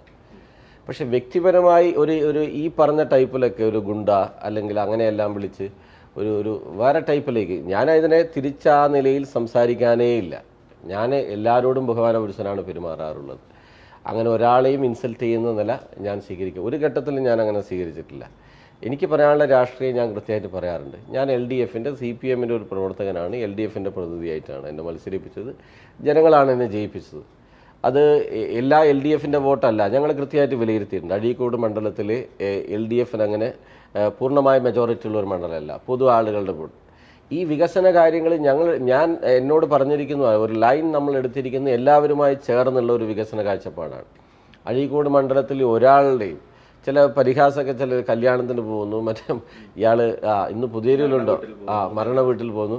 ഞാൻ ചോദിക്കുന്നത് എന്തൊരു മോശമായിട്ടുള്ള കാര്യമാണത്.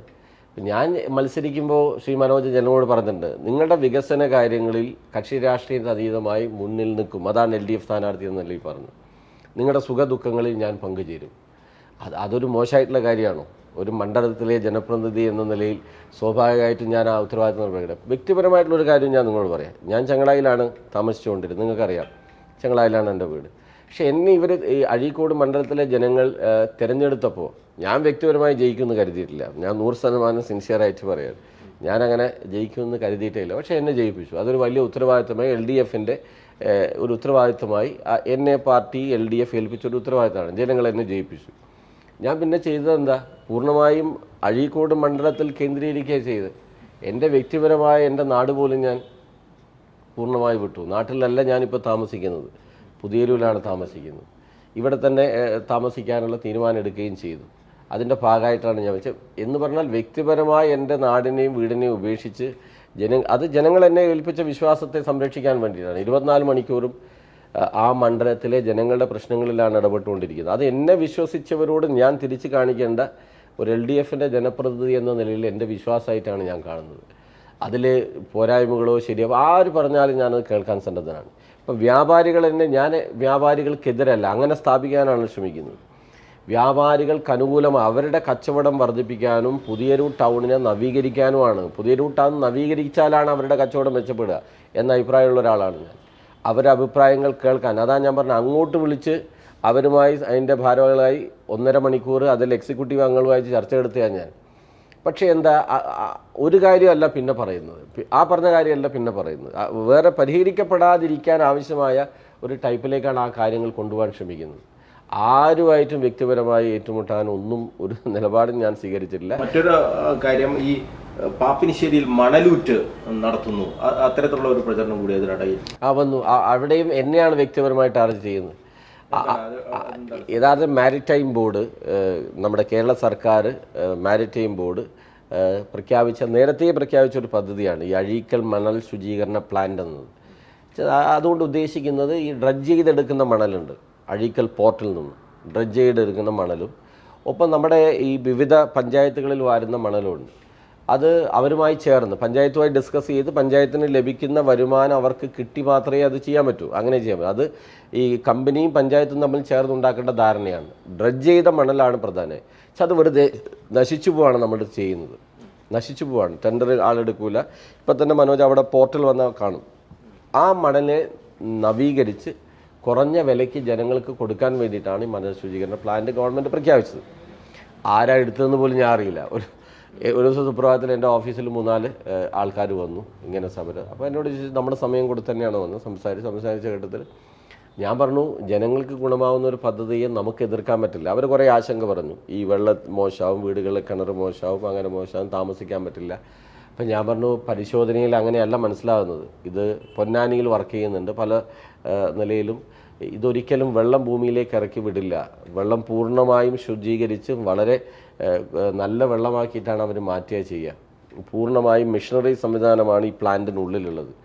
പിന്നെ ആളുകളുടെ തൊഴിൽ നഷ്ടപ്പെടില്ല, കൂടുതൽ തൊഴിലവസരങ്ങൾ ഉണ്ടാകുകയാണ് ചെയ്യുക എന്നതെല്ലാമാണ് മാരിടൈം ബോർഡിൻ്റെ ഉദ്യോഗസ്ഥന്മാർ ഞങ്ങളോട് പറഞ്ഞത്. അഴീക്കലും ഒരു പ്ലാന്റ് വേണം, പാപ്പനശ്ശേരി 2 പ്ലാന്റാണ് പ്രധാനമായിട്ട് വരാൻ പോകുന്നത്. അപ്പോൾ ശാസ്ത്രീയമായി ശരിയല്ലെന്ന് കണ്ടാൽ നമുക്ക് എതിർക്കാം. പക്ഷേ ശാസ്ത്രീയമായി ശരിയല്ലാത്തൊരു കാര്യത്തെ, നാടിന് ഗുണമാകുന്ന ഒരു കാര്യത്തെ നമുക്ക് എതിർക്കാൻ പറ്റില്ല. ഈ അഭിപ്രായം ഞാൻ അവരോട് പറഞ്ഞത്. പക്ഷെ പിന്നീടാണ് അവിടെ നേരെ പോയി ലീഗ് ജില്ലാ പ്രസിഡന്റ് ഉൾപ്പെടെ പോയൊരു സ്റ്റേറ്റ്മെൻറ്റ്, MLA കമ്പനിയുടെ ആളായി നിൽക്കുന്നു, പിന്നെ ഇവരെ ഭീഷണിപ്പെടുത്തുന്നു എന്നൊക്കെയുള്ള കാര്യം പറഞ്ഞു. തീർത്തും അവാസ്തവമായിട്ടുള്ള കാര്യമാണ്. അതിൽ പാരിസ്ഥിതിക വകുപ്പിൻ്റെ പൊല്യൂഷൻ കൺട്രോൾ ബോർഡ് ഉൾപ്പെടെയുള്ളവരുടെ അനുമതി വേണം. സൂക്ഷ്മമായിട്ട് ആ സ്ഥലം പരിശോധിക്കും. ഈ പറഞ്ഞ പ്രശ്നങ്ങൾ സൃഷ്ടിക്കുന്നതാണെങ്കിൽ ആ സ്ഥലം അവന് അനുവദിക്കില്ല. അപ്പോൾ മാരിടൈം ബോർഡിൽ നിന്ന് നമുക്ക് മനസ്സിലാക്കാൻ പറഞ്ഞ കാര്യമാണ്. അങ്ങനെ ഉണ്ടെങ്കിലേ ആ സ്ഥലം സെലക്ട് ചെയ്യൂ, തിരഞ്ഞെടുക്കാൻ സാധ്യതയുള്ളൂ. ജനങ്ങളുടെ ആശങ്ക പരിഹരിക്കണം എന്ന കാര്യം ഞങ്ങളും അവരോട് പറഞ്ഞു. എനിക്ക് തന്ന നിവേദനം ഞാൻ അങ്ങനെ തന്നെ അവർക്ക് മാരിടൈം ബോർഡിന് കൊടുക്കുകയും കമ്പനിക്ക് കൊടുക്കണമെന്ന് പറയുകയും അവരോട് ജനങ്ങളുമായി സംസാരിക്കാൻ ആവശ്യമായ സംവിധാനങ്ങൾ ചെയ്യുകയും ചെയ്തു. അവർ കഴിഞ്ഞ ദിവസം നടത്തിയിരുന്നു. ഒരു കെമിക്കൽ എന്നൊരു സാധനം അതിന് ഉപയോഗിക്കുന്നില്ല എന്നൊരു ഉറപ്പ് അവർ നൽകിയിട്ടുണ്ട്.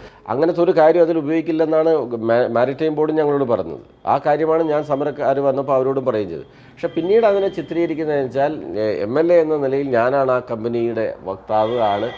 നേരത്തെ മനോജ് പറഞ്ഞ പോലെ അതിൻ്റെ മറ്റൊരർത്ഥത്തിലേക്ക് കൊണ്ട് വ്യക്തിപരമായി ചെയ്യാനുള്ള ശ്രമമാണ് പ്രധാനമായും നടക്കുന്നത്. പക്ഷെ അതെനിക്ക് തോന്നുന്നില്ല അങ്ങനെ വിലപ്പോകുമെന്നുള്ളത്. അതിനെക്കുറിച്ച് കൂടുതൽ മനസ്സിലാക്കുമ്പോഴും പഠിക്കുമ്പോഴും ആളുകൾക്ക് ബോധ്യപ്പെടാൻ വേണ്ടി പറ്റും. ഞാൻ അതിൽ 100% കണ്ണൂർ വിഷനോട് പറയുന്നു, വ്യക്തിപരമായ ആരുടെയെങ്കിലും താല്പര്യത്തിന് ഈ 4 വർഷവും ഞാൻ നിന്നിട്ടില്ല, അങ്ങനെ നിൽക്കുകയില്ല. നിങ്ങൾ അഴീക്കോട് മണ്ഡലത്തിൽ ഒരുപാട് വർക്ക് നടന്നല്ലോ. ആ വർക്ക് നടന്നവരോടെല്ലാം ചോദിച്ചാൽ മതി. ശരിയല്ലാത്തൊരു കാര്യത്തിന് ഞാൻ ഈ നിമിഷം വരെ നിന്നിട്ടില്ല. എന്നെ പാർട്ടി LDFും പഠിപ്പിച്ചത് അങ്ങനെയല്ല. ഞാൻ അങ്ങനെ ഒരിക്കലും ചെയ്യില്ല. എല്ലാവരും ഇപ്പോൾ ഭൂരിപക്ഷം ആൾ പിന്തുണയ്ക്കുന്ന ഒരു കാര്യത്തെ, അല്ലെങ്കിൽ ഗുണമുള്ളൊരു കാര്യത്തെ, അനുകൂലമായൊരു കാര്യത്തെ ഞാനെന്തിനാണ് എതിർക്കേണ്ട കാര്യം? ഞാനങ്ങനെ എതിർക്കേണ്ട കാര്യമില്ല. മാത്രമല്ല, ഗതാഗത കുരുക്കെന്നുള്ള ഏറ്റവും പ്രധാനപ്പെട്ട ഞങ്ങൾ തന്നെ പറഞ്ഞിരിക്കുന്ന ഒരു കാര്യമാണ്. അപ്പോൾ അതിലൊന്നും വാശിയില്ല. വ്യാപാരികളുടെ ഉന്നമനത്തിനാണ് നമ്മൾ നിലകൊള്ളുന്നത്, അല്ലെങ്കിൽ അവരുടെ പ്രശ്നങ്ങൾ പരിഹരിക്കാൻ അവരുടെ കൂടെ ചേരാൻ നമ്മൾ സന്നദ്ധമാണ്. ഒരാളെ എതിർക്കുകയല്ല. പക്ഷേ ഇവിടെ പർപ്പസ്ഫുള്ളി നിങ്ങൾ പറഞ്ഞ ഉദ്ദേശമായിരിക്കണം. ഒരു ഡാമേജ്, ഈ നേരത്തെ പറഞ്ഞ വ്യക്തി നടത്തിയ സ്റ്റേറ്റ്മെൻറ്റിൽ അദ്ദേഹം സ്വകാര്യ സംഭാഷണത്തിലൊക്കെ പലരോടും പറഞ്ഞായിട്ട് കാണേണ്ട അഴീക്കോട് നമ്മൾ ഇത്തവണ തിരിച്ചു പിടിക്കും.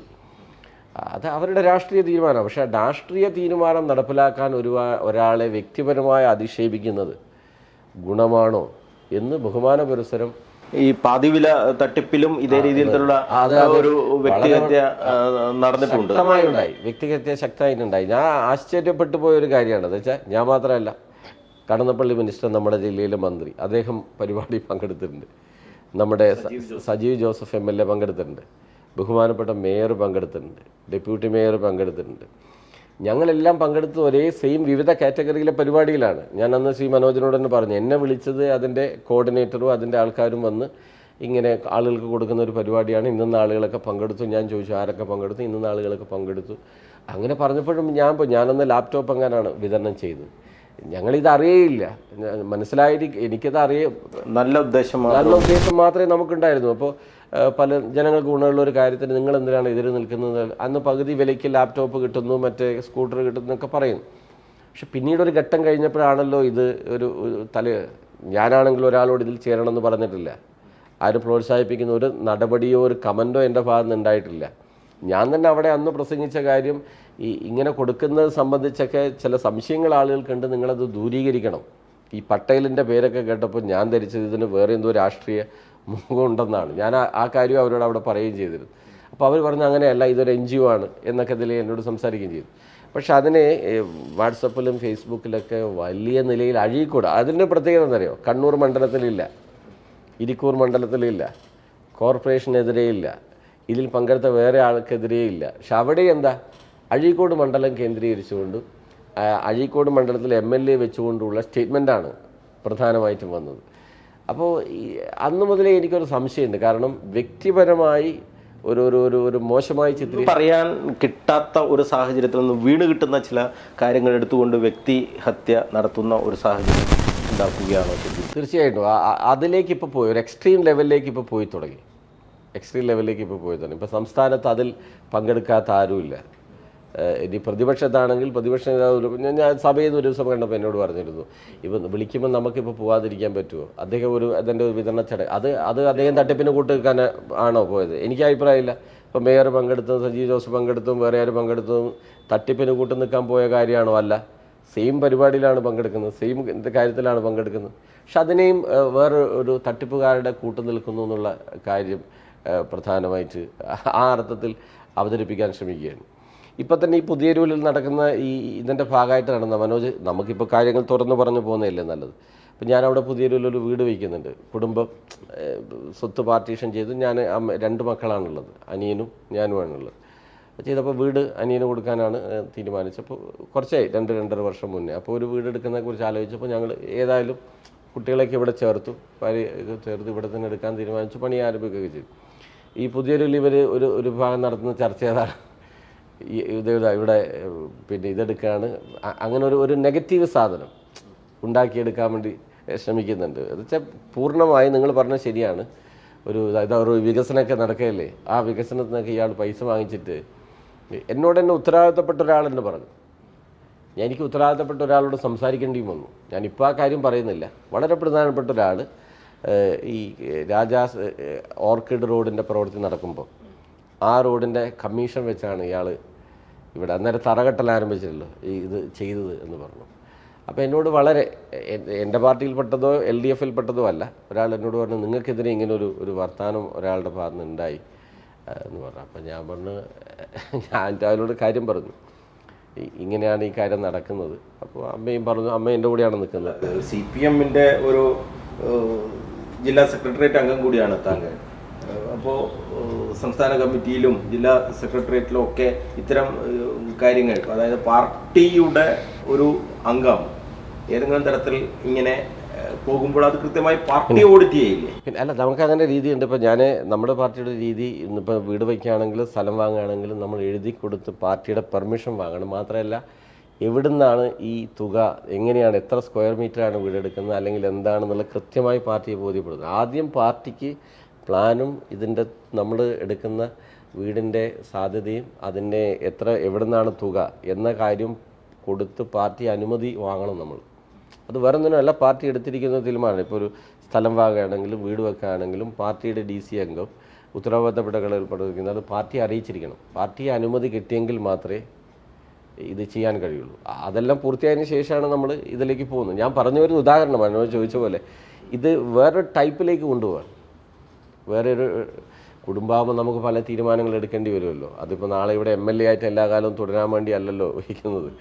നമ്മൾ ഇപ്പോൾ കുട്ടികളൊക്കെ ഇവിടെ ചേർത്തു, ഭാര്യയുടെ അഭിപ്രായം, അമ്മയുടെ അഭിപ്രായം, ഇതൊക്കെ ചോദിച്ചാൽ ഇനിയിപ്പോൾ എന്തായാലും ഒരു വീട് വേണം.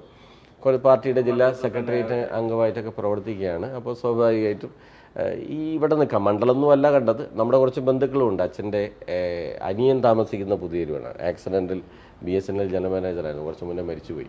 അപ്പോൾ ഇളയമയുടെയൊക്കെ ഒരു അഭിപ്രായം അങ്ങനെ വന്നു. അങ്ങനെയാണ് ഞാൻ പറഞ്ഞത്. അതിനെപ്പോലും എനിക്ക് എൻ്റെ ഉത്തരവാദിത്തപ്പെട്ട ഒരാളോട് സംസാരിക്കേണ്ടി വന്നു, പുതിയൊരുള്ളിൽ തന്നെ. അപ്പോൾ അവർ പറഞ്ഞല്ല, ഞാൻ അങ്ങനെ പറഞ്ഞതല്ല, എനിക്ക് ഇങ്ങനെ പെട്ടെന്ന് എന്ന് പറഞ്ഞാൽ ഈ ഒരു സാധനം അവിടെ ഉണ്ടാക്കിയെടുക്കുന്നുണ്ട്. വളരെ ആസൂത്രിതമായിട്ടുള്ളൊരു നീക്കമാണ്. അതിപ്പോൾ 2, 3, 4 വിഷയത്തിൽ സ്വാഭാവികമായിട്ട് അത് വരികയാണ്. ഈ കഴിഞ്ഞ 3-3.5 കൊല്ലം ഇല്ലാത്ത ഒരു കാര്യമാണ് ഈ തെരഞ്ഞെടുപ്പ് അടുക്കാൻ വരുമ്പോൾ ഇങ്ങനെ പൊങ്ങി വരുന്നത്. പൊങ്ങി കൊണ്ടുവരാനുള്ളൊരു ശ്രമം ശക്തമായി നടത്തുന്നുണ്ട്. ഇപ്പം അതിൽ എനിക്ക് പറയാനും, നമുക്കിപ്പോൾ ജനങ്ങളോട് പറയാം, അവരാണല്ലോ വിലയിരുത്തേണ്ടത്. അവർക്ക് തന്നെ, ഞാൻ പുതിയൊരുവിൽ വന്ന ഒരാളാണ്. പുതിയൊരുവിൽ അല്ലെങ്കിൽ അഴീക്കോട് കഴിഞ്ഞ ഒരു 3 വർഷമായിട്ട് താമസിക്കുന്ന ഒരാളാണ്. അവരെ ജനപ്രതിനിധിയായിട്ട് അവരെ എലക്ട് ചെയ്ത ഒരാളാണ്. സ്വാഭാവികമായിട്ടും ജനങ്ങൾ സൂക്ഷ്മമായിട്ട് നിരീക്ഷിക്കും. എനിക്ക് ആ ബോധ്യമൊക്കെ കൃത്യമായിട്ടുണ്ട്. വഴിവിട്ട് എന്തെങ്കിലും കാര്യങ്ങൾ ചെയ്താൽ ആളുകൾക്ക് കൃത്യമായിട്ട് അത് ബോധ്യപ്പെടുകയും മനസ്സിലാക്കുകയും ചെയ്യും. അങ്ങനെയൊന്നും തെറ്റായ വഴിയിലേക്ക് പോകുന്ന ഒരു രീതി സ്വീകരിക്കില്ല. നിങ്ങൾ പറഞ്ഞ പോലെ CPIMൻ്റെ ഒരു ജനപ്രതിനിധിക്ക്, LDFൻ്റെ ഒരു ജനപ്രതിനിധിക്ക് വ്യക്തിപരമായി ഞാൻ അങ്ങനെയല്ല, നമ്മൾ വളർന്ന സാഹചര്യമൊന്നും അങ്ങനെയല്ല. ഒരിക്കലും അങ്ങനെ പാർട്ടിക്ക് വിധേയമായി പൂർണ്ണമായും പ്രവർത്തിക്കാനാണ് ഞാൻ ആഗ്രഹിക്കുകയും ചെയ്യുന്നത്. അതുകൊണ്ട് നാളെ ഞാനാണോ മത്സരിക്കാമെന്ന് എനിക്ക് അറിയുമില്ല. ഇപ്പം തീരുമാനിച്ചു നാളെ വരെ ആരാണോ മത്സരിക്കുക, അതൊന്നും നമ്മൾ തീരുമാനിക്കുന്നത്, തുടരണോ വേണ്ടിയോ എന്നൊക്കെ പാർട്ടിയാണ് തീരുമാനിക്കുക. പക്ഷേ ഈ ഒരു ഇത് വെച്ച് ഒരു മണ്ഡലം പിടിക്കാൻ, അല്ലെങ്കിൽ ഒരു മണ്ഡലത്തിൽ അവരുടെ രാഷ്ട്രീയ അജണ്ട നടപ്പിലാക്കാൻ വേണ്ടി ഒരാളെ ഡിമോറലൈസ് ചെയ്യാൻ ശ്രമിക്കരുത്. അതൊരു മെച്ചപ്പെട്ട രാഷ്ട്രീയ സംസ്കാരമല്ല. വിമർശനം ഉന്നയിക്കാം, വികസന കാര്യത്തിൽ സംവാദമാവാം, രാഷ്ട്രീയ അഭിപ്രായം ഉണ്ടെങ്കിൽ ആ കാര്യത്തിൽ വിമർശിക്കാം. ഇനി ഈ കാര്യത്തിൽ തന്നെ നിർദ്ദേശങ്ങൾ വെക്കുന്നത്, വിമർശിക്കുന്ന ഞാൻ എതിരല്ല. പക്ഷേ ഒരു വ്യക്തിപരമായി മോശമായി ചിത്രീകരിച്ച് ഈ പറഞ്ഞ പദപ്രയോഗങ്ങൾ, ഇങ്ങനെയുള്ള ചില കാര്യങ്ങൾ ഒരു ഗുണമാണോ എന്നുള്ള കാര്യം ആലോചിക്കണം എന്ന വിനീതമായ അഭ്യർത്ഥനയാണ് എനിക്ക് അക്കാര്യത്തിൽ അവരോട് പറയാനുള്ളത്.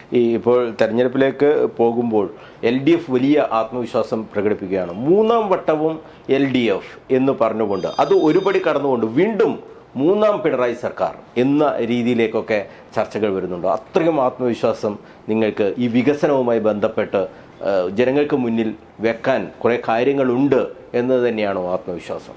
തീർച്ചയായിട്ടും. ഞാൻ എൻ്റെ ഒരു വലിയ രാഷ്ട്രീയം നമ്മൾ SFI അങ്ങനെയൊക്കെ വന്ന് പ്രവർത്തിച്ചാണ്. പക്ഷേ ഞാൻ ശ്രീ മനോജ് പറയുന്നു, കേരളത്തിൽ അത് സംഭവിക്കാൻ പോവുകയാണ്. കാരണം വലിയ നിലയിലുള്ള ഒരു പിന്തുണ ശ്രീ പിണറായി വിജയൻ്റെ നേതൃത്വത്തിലുള്ള ഗവൺമെൻറ്റിന് കേരളത്തിലെ ജനങ്ങളുടെ ഇടയിൽ അത് വികസന കാര്യങ്ങളിൽ ഉണ്ടാക്കിയിട്ടുള്ള ഒരു ഇച്ഛാശക്തിയാണ്. കേരളം വലിയ നിലയിൽ, എൻ്റെ വ്യക്തിപരമായ അഭിപ്രായവും, അനതിസാധാരണമായ ശേഷിയുള്ള ഒരു ഭരണാധികാരി എന്ന വിലയിരുത്തൽ കേരളത്തിലെ ജനങ്ങൾക്കുണ്ട്. വ്യക്തിപരമായി എനിക്കും അഭിപ്രായമുണ്ട്. ശ്രീ പിണറായി വിജയൻ എന്നത് സമീപകാല കേരളം കണ്ട മുഖ്യമന്ത്രിമാരിൽ അസാമാന്യമായ ശേഷിയും വികസന കാഴ്ചപ്പാടുള്ള ഒരു ഭരണാധികാരിയാണ്. ഞങ്ങളുടെ പാർട്ടി നേതാവ് എന്ന നിലയിൽ ഞങ്ങൾക്ക് വലിയ അഭിമാനമുണ്ട് അക്കാര്യത്തിൽ. കേരളത്തിൽ എന്നോട് തന്നെ ഇപ്പോൾ അഴീക്കോട് തന്നെ എത്രയോ ആളുകൾ ആവശ്യപ്പെട്ടു. ഇപ്പോൾ കഴിഞ്ഞ വാർഷികത്തിൻ്റെ പരിപാടിയൊക്കെ ഉണ്ടായല്ലോ, നിങ്ങൾ അദ്ദേഹത്തെ തന്നെ മുഖ്യമന്ത്രിയാക്കണം, അദ്ദേഹം തന്നെ മുഖ്യമന്ത്രിയായിട്ട്. Convener N. ചന്ദ്രൻ അത് പറയുകയും ചെയ്തു. വീണ്ടും ഒരു പിണറായി വിജയൻ മുഖ്യമന്ത്രിയാവണമെന്ന് കേരളത്തിലെ ജനങ്ങൾ ആഗ്രഹിക്കുന്നു. അതിന് കാരണം കേരളം നേടിയെടുത്തിട്ടുള്ള ഒരു വലിയ വികസന നേട്ടമാണ്. ഇപ്പോൾ നാഷണൽ ഹൈവേ നമ്മൾ ഒരുപാട് ഘട്ടത്തിൽ പറഞ്ഞവരുണ്ട്. മാത്രമല്ല പുതിയ ഇപ്പോൾ അർദ്ധാതിവേഗ റെയിൽവേ അത് നടപ്പിലാവണമെന്നാണ് ജനങ്ങളുടെ ആഗ്രഹം. കീഴാറ്റൂർ വിഷയമൊക്കെ വന്നപ്പോൾ പിണറായി വിജയൻ അല്ല മുഖ്യമന്ത്രിയെങ്കിൽ CPMൻ്റെ തന്നെ മറ്റ് ആരെങ്കിലും ഒന്ന് പതറിപ്പോകുമായിരുന്നില്ല. കാരണം കീഴാറ്റൂർ പോലുള്ള ആ ഒരു പ്രദേശത്തെ ആളുകൾ മൊത്തം അതിനെതിരായി വരുന്ന ഒരു സാഹചര്യം. ആ ഘട്ടത്തിൽ പോലും ഒരു ഇച്ഛാശക്തിയോടുകൂടി മുന്നോട്ട് പോകാൻ ഒരു ഭരണാധികാരിക്ക് കഴിഞ്ഞിട്ടുണ്ടെങ്കിൽ അത് മറ്റൊരു തരത്തിലല്ലേ. പിന്നെ തീർച്ചയായും അത് നിങ്ങൾ പറഞ്ഞ ഏറ്റവും പ്രധാനപ്പെട്ട ഉദാഹരണങ്ങളൊന്നാണ്. കാരണം അതീവ സെൻസിറ്റീവായ CPMൻ്റെ ഒരു ശക്തി കേന്ദ്രമാണ് നിങ്ങൾക്കറിയാം കീഴാറ്റൂർ തളിപ്പറമ്പ് മേഖലയിൽ. അവിടെയാണ് ഈ വിഷയം അതിതീവ്രമായി വന്നത്. ഏതാണ്ട് എല്ലാവരും വളരെ ആശങ്കയോടെ നിൽക്കുന്നൊരു ഘട്ടത്തിൽ പക്ഷേ അചഞ്ചലമായി അന്ന് ഗവൺമെൻറ്റും പാർട്ടിയും ശക്തമായ ഒരു സ്റ്റാൻഡ് എടുത്തു. അതാണ് ഞാൻ പറഞ്ഞത്, ഒരു വികസന രംഗത്ത് നിങ്ങളൊരു നിലപാട് സ്വീകരിക്കുമ്പോൾ അതിനെ ഒരു നെഗറ്റീവ് കാഴ്ചപ്പാടോട് എതിർക്കുന്നതിന് നമ്മൾ വഴങ്ങിയാൽ ഈ നാഷണൽ ഹൈവേ ഉണ്ടാവില്ല. നാഷണൽ ഹൈവേ ഉണ്ടാവുമോ? എല്ലാവരുടെ പ്രശ്നം പരിഹരിച്ചിട്ട് നാഷണൽ ഹൈവേ ഉണ്ടാക്കാൻ പറ്റുമോ? എന്നാൽ അതിന് മെച്ചപ്പെട്ട കോമ്പൻസേഷൻ നൽകി അവരെ പുനരധിവസിപ്പിച്ചു. അതിനെയും നെഗറ്റീവായിട്ട് തീ കത്തിക്കലോ ആത്മഹൂതി വരെ ഉള്ള ശ്രമങ്ങൾ അവിടെ പ്രധാനമായിട്ടുണ്ടായില്ലേ. നന്ദിഗ്രാം ഇവിടെ ആരും നന്ദിഗ്രാമിൽ മണ്ണ് ഇവിടെ സുരേഷ് ഗോപി കൊണ്ടുവന്നില്ലേ. നമ്മൾ തന്നെ വലിയ നിലയിൽ, ഞാനന്ന് ജില്ലാ പഞ്ചായത്ത് പ്രസിഡന്റാണ് ഈ നന്ദിഗ്രാമം നടക്കുമ്പോൾ. എനിക്ക് ഓർമ്മയുണ്ട്, നമ്മൾ വിചാരിച്ച് എന്താ സംഭവിക്കാൻ പറ്റും. പക്ഷേ ഒരു ഭരണാധികാരി എന്ന നിലയിൽ അന്ന് മുഖ്യമന്ത്രി എടുത്തൊരു നിലപാടുണ്ട്. ശക്തമായി, അതിശക്തമായി ഈ കാര്യത്തിൽ ഒരു വിട്ടുവീഴ്ചയില്ല. അത് രാഷ്ട്രീയ എതിരാളികളുടെ കേന്ദ്രമല്ല. എന്തെങ്കിലും സംഭവിച്ചാൽ നഷ്ടം ഉണ്ടാകുക ആർക്കാ? CPM-നാണ് നഷ്ടം ഉണ്ടാകുക. പക്ഷെ CPM-ൻ്റെ നഷ്ടം നോക്കിയിട്ട് നിലപാടെടുക്കുകയല്ല, കേരളത്തിനും ഗുണമായിട്ടുള്ളൊരു കാര്യമാണ്. ആ നഷ്ടത്തിൽ ഞങ്ങൾ ബോധ്യപ്പെടുത്താൻ ശ്രമിക്കുന്നു, വസ്തുതകൾ പറഞ്ഞ് ബോധ്യപ്പെടുത്താൻ ശ്രമിക്കുന്നു. പക്ഷേ മറ്റു ബുദ്ധിക്ക് വന്ന് അതിനെ തടസ്സപ്പെടുത്താൻ ശ്രമിച്ചാൽ വിട്ടുവീഴ്ചക്കില്ല എന്ന അതിശക്തമായ നിലപാട് പാർട്ടി എടുത്തു. മുഖ്യമന്ത്രി അതിശക്തമായ നിലപാട് അതിൻ്റെ ഭാഗമായിട്ട് എടുക്കും. അതുണ്ടാക്കി. അതാണ് ഒരു ഭരണാധികാരി എടുക്കേണ്ട നിലപാട്. കേരളത്തിലെ ജനങ്ങൾക്ക് എത്രമാത്രം മോശമായി ചിത്രീകരിക്കാൻ ശ്രമിച്ചു, എന്തെല്ലാം തെറ്റായ കാര്യങ്ങൾ അദ്ദേഹത്തിനെതിരെ ഉണ്ടാക്കി. പക്ഷേ ഒരു കൂസലും ഇല്ലാതെ അദ്ദേഹം മുന്നോട്ട് നടക്കുകയല്ലേ. അത് കേരളത്തിൽ ഒരു 3ാം പിണറായി സർക്കാർ കേരളത്തിൽ വരാൻ പോവാണ്. അതിൽ ജനങ്ങൾ ഈ ഗവൺമെൻറ്റിൻ്റെ കൂടെ നിൽക്കും എന്നിനെയാണ് ഒരു നിയമസഭാ അംഗം എന്ന നിലയിലും എനിക്ക് ബോധ്യപ്പെട്ട കാര്യം. ജനങ്ങൾ അതിനെ പിന്തുണയ്ക്കും. അത് കേരളത്തിൽ സംഭവിക്കാൻ പോവാണ്. എന്തായാലും അഴീക്കോട് മണ്ഡലവുമായി ബന്ധപ്പെട്ട് വലിയ പ്രതീക്ഷ UDF-നുണ്ട്. ആ പ്രതീക്ഷ UDF വെക്കുമ്പോൾ അവിടുത്തെ വികസനം, അവിടുത്തെ MLA-യുടെ പ്രവർത്തനങ്ങൾ അതൊക്കെ വിലങ്ങ് തടിയാകുമോ എന്ന ഭയം അവരെ നയിക്കുന്നുമുണ്ട് എന്നത് യാഥാർത്ഥ്യമാണ്. അതൊക്കെ കൊണ്ട് തന്നെ ആകണം വ്യക്തിപരമായ ആക്രമണത്തിലേക്ക്, KV സുമേഷിനെ ഉന്നം വെച്ചുള്ള നീക്കങ്ങളിലേക്ക് UDF-നെ നയിക്കുന്നത് എന്ന ഒരു സംശയം കൂടി അദ്ദേഹം പ്രകടിപ്പിക്കുന്നുണ്ട്. എന്തായാലും രാഷ്ട്രീയം എന്തു തന്നെയായാലും വികസനത്തിനൊപ്പമാണ് കേരളം എന്ന് കഴിഞ്ഞ നിയമസഭാ തെരഞ്ഞെടുപ്പ് ഫലം തെളിയിച്ചതാണ്. വലിയ രീതിയിലുള്ള സ്വർണ്ണക്കടത്തുൾപ്പെടെയുള്ള ആരോപണം മുഖ്യമന്ത്രിക്കെതിരെ ഉയർന്നപ്പോഴാണ് കേരളം ഒരു തുടർ ഭരണത്തിലേക്ക് പോയത്. അവിടെ നിന്ന് തന്നെ ഈ ഭരണം തുടരണം എന്ന് ജനങ്ങൾ ആഗ്രഹിക്കുന്നു എങ്കിൽ ആ രീതിയിലേക്ക് തന്നെ കാര്യങ്ങൾ നീങ്ങും എന്ന ആശങ്ക UDF-നെയും നയിക്കുന്നുണ്ട് എന്നത് യാഥാർത്ഥ്യമാണ്. അതിൻ്റെയൊക്കെ ഭാഗമായിട്ടാകണം KV സുമേഷ് MLA പോലുള്ള ഒരു ജനകീയനായ ജനപ്രതിനിധിയെ ഇങ്ങനെ ടാർഗറ്റ് ചെയ്യുന്നത് എന്ന സംശയം പല കോണുകളിൽ നിന്നും ഉയരുന്നുമുണ്ട്. പുതിയതെരുവിൻ്റെ കാര്യത്തിൽ എന്തായാലും ജനങ്ങൾ MLA-ക്കൊപ്പമാണ് എന്ന കാര്യത്തിൽ ഒരു സംശയവുമില്ല. അത് നേരിട്ട് ബോധ്യപ്പെട്ട ഒരു ആളുകൂടി എന്നുള്ള രീതിയിലാണ് ഇക്കാര്യം പറയുന്നത്. എന്തായാലും അഴീക്കോട് മണ്ഡലത്തെ മുന്നോട്ട് നയിക്കുക എന്ന ദൗത്യമാണ് ജനങ്ങൾ അദ്ദേഹത്തെ ഏൽപ്പിച്ചിട്ടുള്ളത്. ആ നിലക്ക് ഒരു ഗുണ്ടയാണെങ്കിൽ അഴീക്കോട്ടെ ജനങ്ങളുടെ ഗുണ്ടയാണ് താൻ എന്നും അദ്ദേഹം വളരെ വ്യക്തമായി തന്നെ പറയുന്നുണ്ട്. അത് മറ്റൊരർത്ഥത്തിലല്ല, ഏതെങ്കിലും തരത്തിലുള്ള വെല്ലുവിളിയുമല്ല എന്ന് വിനയപുരസ്സരം അദ്ദേഹം പറയുന്നുണ്ട്. അതാണ് KV സുമേഷ്. ഏതെങ്കിലും തരത്തിൽ ആളുകളെ വെല്ലുവിളിച്ച് മുന്നോട്ട് പോകുന്ന ഒരു പ്രകൃതം ഏതായാലും KV സുമേഷിനില്ല. നമ്മൾ ജില്ലാ പഞ്ചായത്തിനെ നയിക്കുമ്പോഴും ഒരു തരത്തിലുള്ള ഒരു പേരിന് പോലും ഒരു ആരോപണം ഉയരാതെ മുന്നോട്ട് പോയ ഒരു ജനപ്രതിനിധി കൂടിയാണ് അദ്ദേഹം. ആ രീതിയിൽ തന്നെയാണ് അദ്ദേഹം അഴീക്കോട്ടെ ജനങ്ങളെ, അഴീക്കോട് മണ്ഡലത്തെ നയിക്കുന്നത്. എന്തായാലും KV സുമേഷിന് എല്ലാവിധ ഭാവുകങ്ങളും നേരുകയാണ്. വീണ്ടും അഴീക്കോടിൻ്റെ ജനപ്രതിനിധിയായി KV സുമേഷ് എത്തട്ടെ എന്ന് ആശംസിക്കുക കൂടിയാണ് ഈ ഘട്ടത്തിൽ. അദ്ദേഹത്തെ മാറ്റി നിർത്തിക്കൊണ്ടുള്ള ഒരു സ്ഥാനാർത്ഥി പ്രഖ്യാപനം എന്തായാലും അഴീക്കോട് ഉണ്ടാകില്ല എന്ന് ഉറപ്പാണ്. അത്രയധികം വികസന പ്രവർത്തനങ്ങൾ അവിടെ നടപ്പാക്കാൻ നേതൃത്വം നൽകിയ ജനപ്രതിനിധി കൂടിയാണ് KV സുമേഷ്. അദ്ദേഹത്തിന് എല്ലാവിധ ഭാവുകങ്ങളും നേരുകയാണ്. നമ്മുടെ ചോദ്യങ്ങൾക്കൊക്കെ തന്നെ വളരെ വ്യക്തമായി മറുപടി നൽകുകയും ചെയ്ത കൺവെൻഷൻ BMH ക്വസ്റ്റ്യൻ അവറിൽ ഇത്രയും നേരം പങ്കെടുത്ത KV സുമേഷിന് ഭാവുകങ്ങൾ നേരുന്നു. അടുത്ത ഒരു അതിഥിയുമായി നമുക്ക് അടുത്തയാഴ്ച വീണ്ടും കാണാം. നന്ദി, നമസ്കാരം.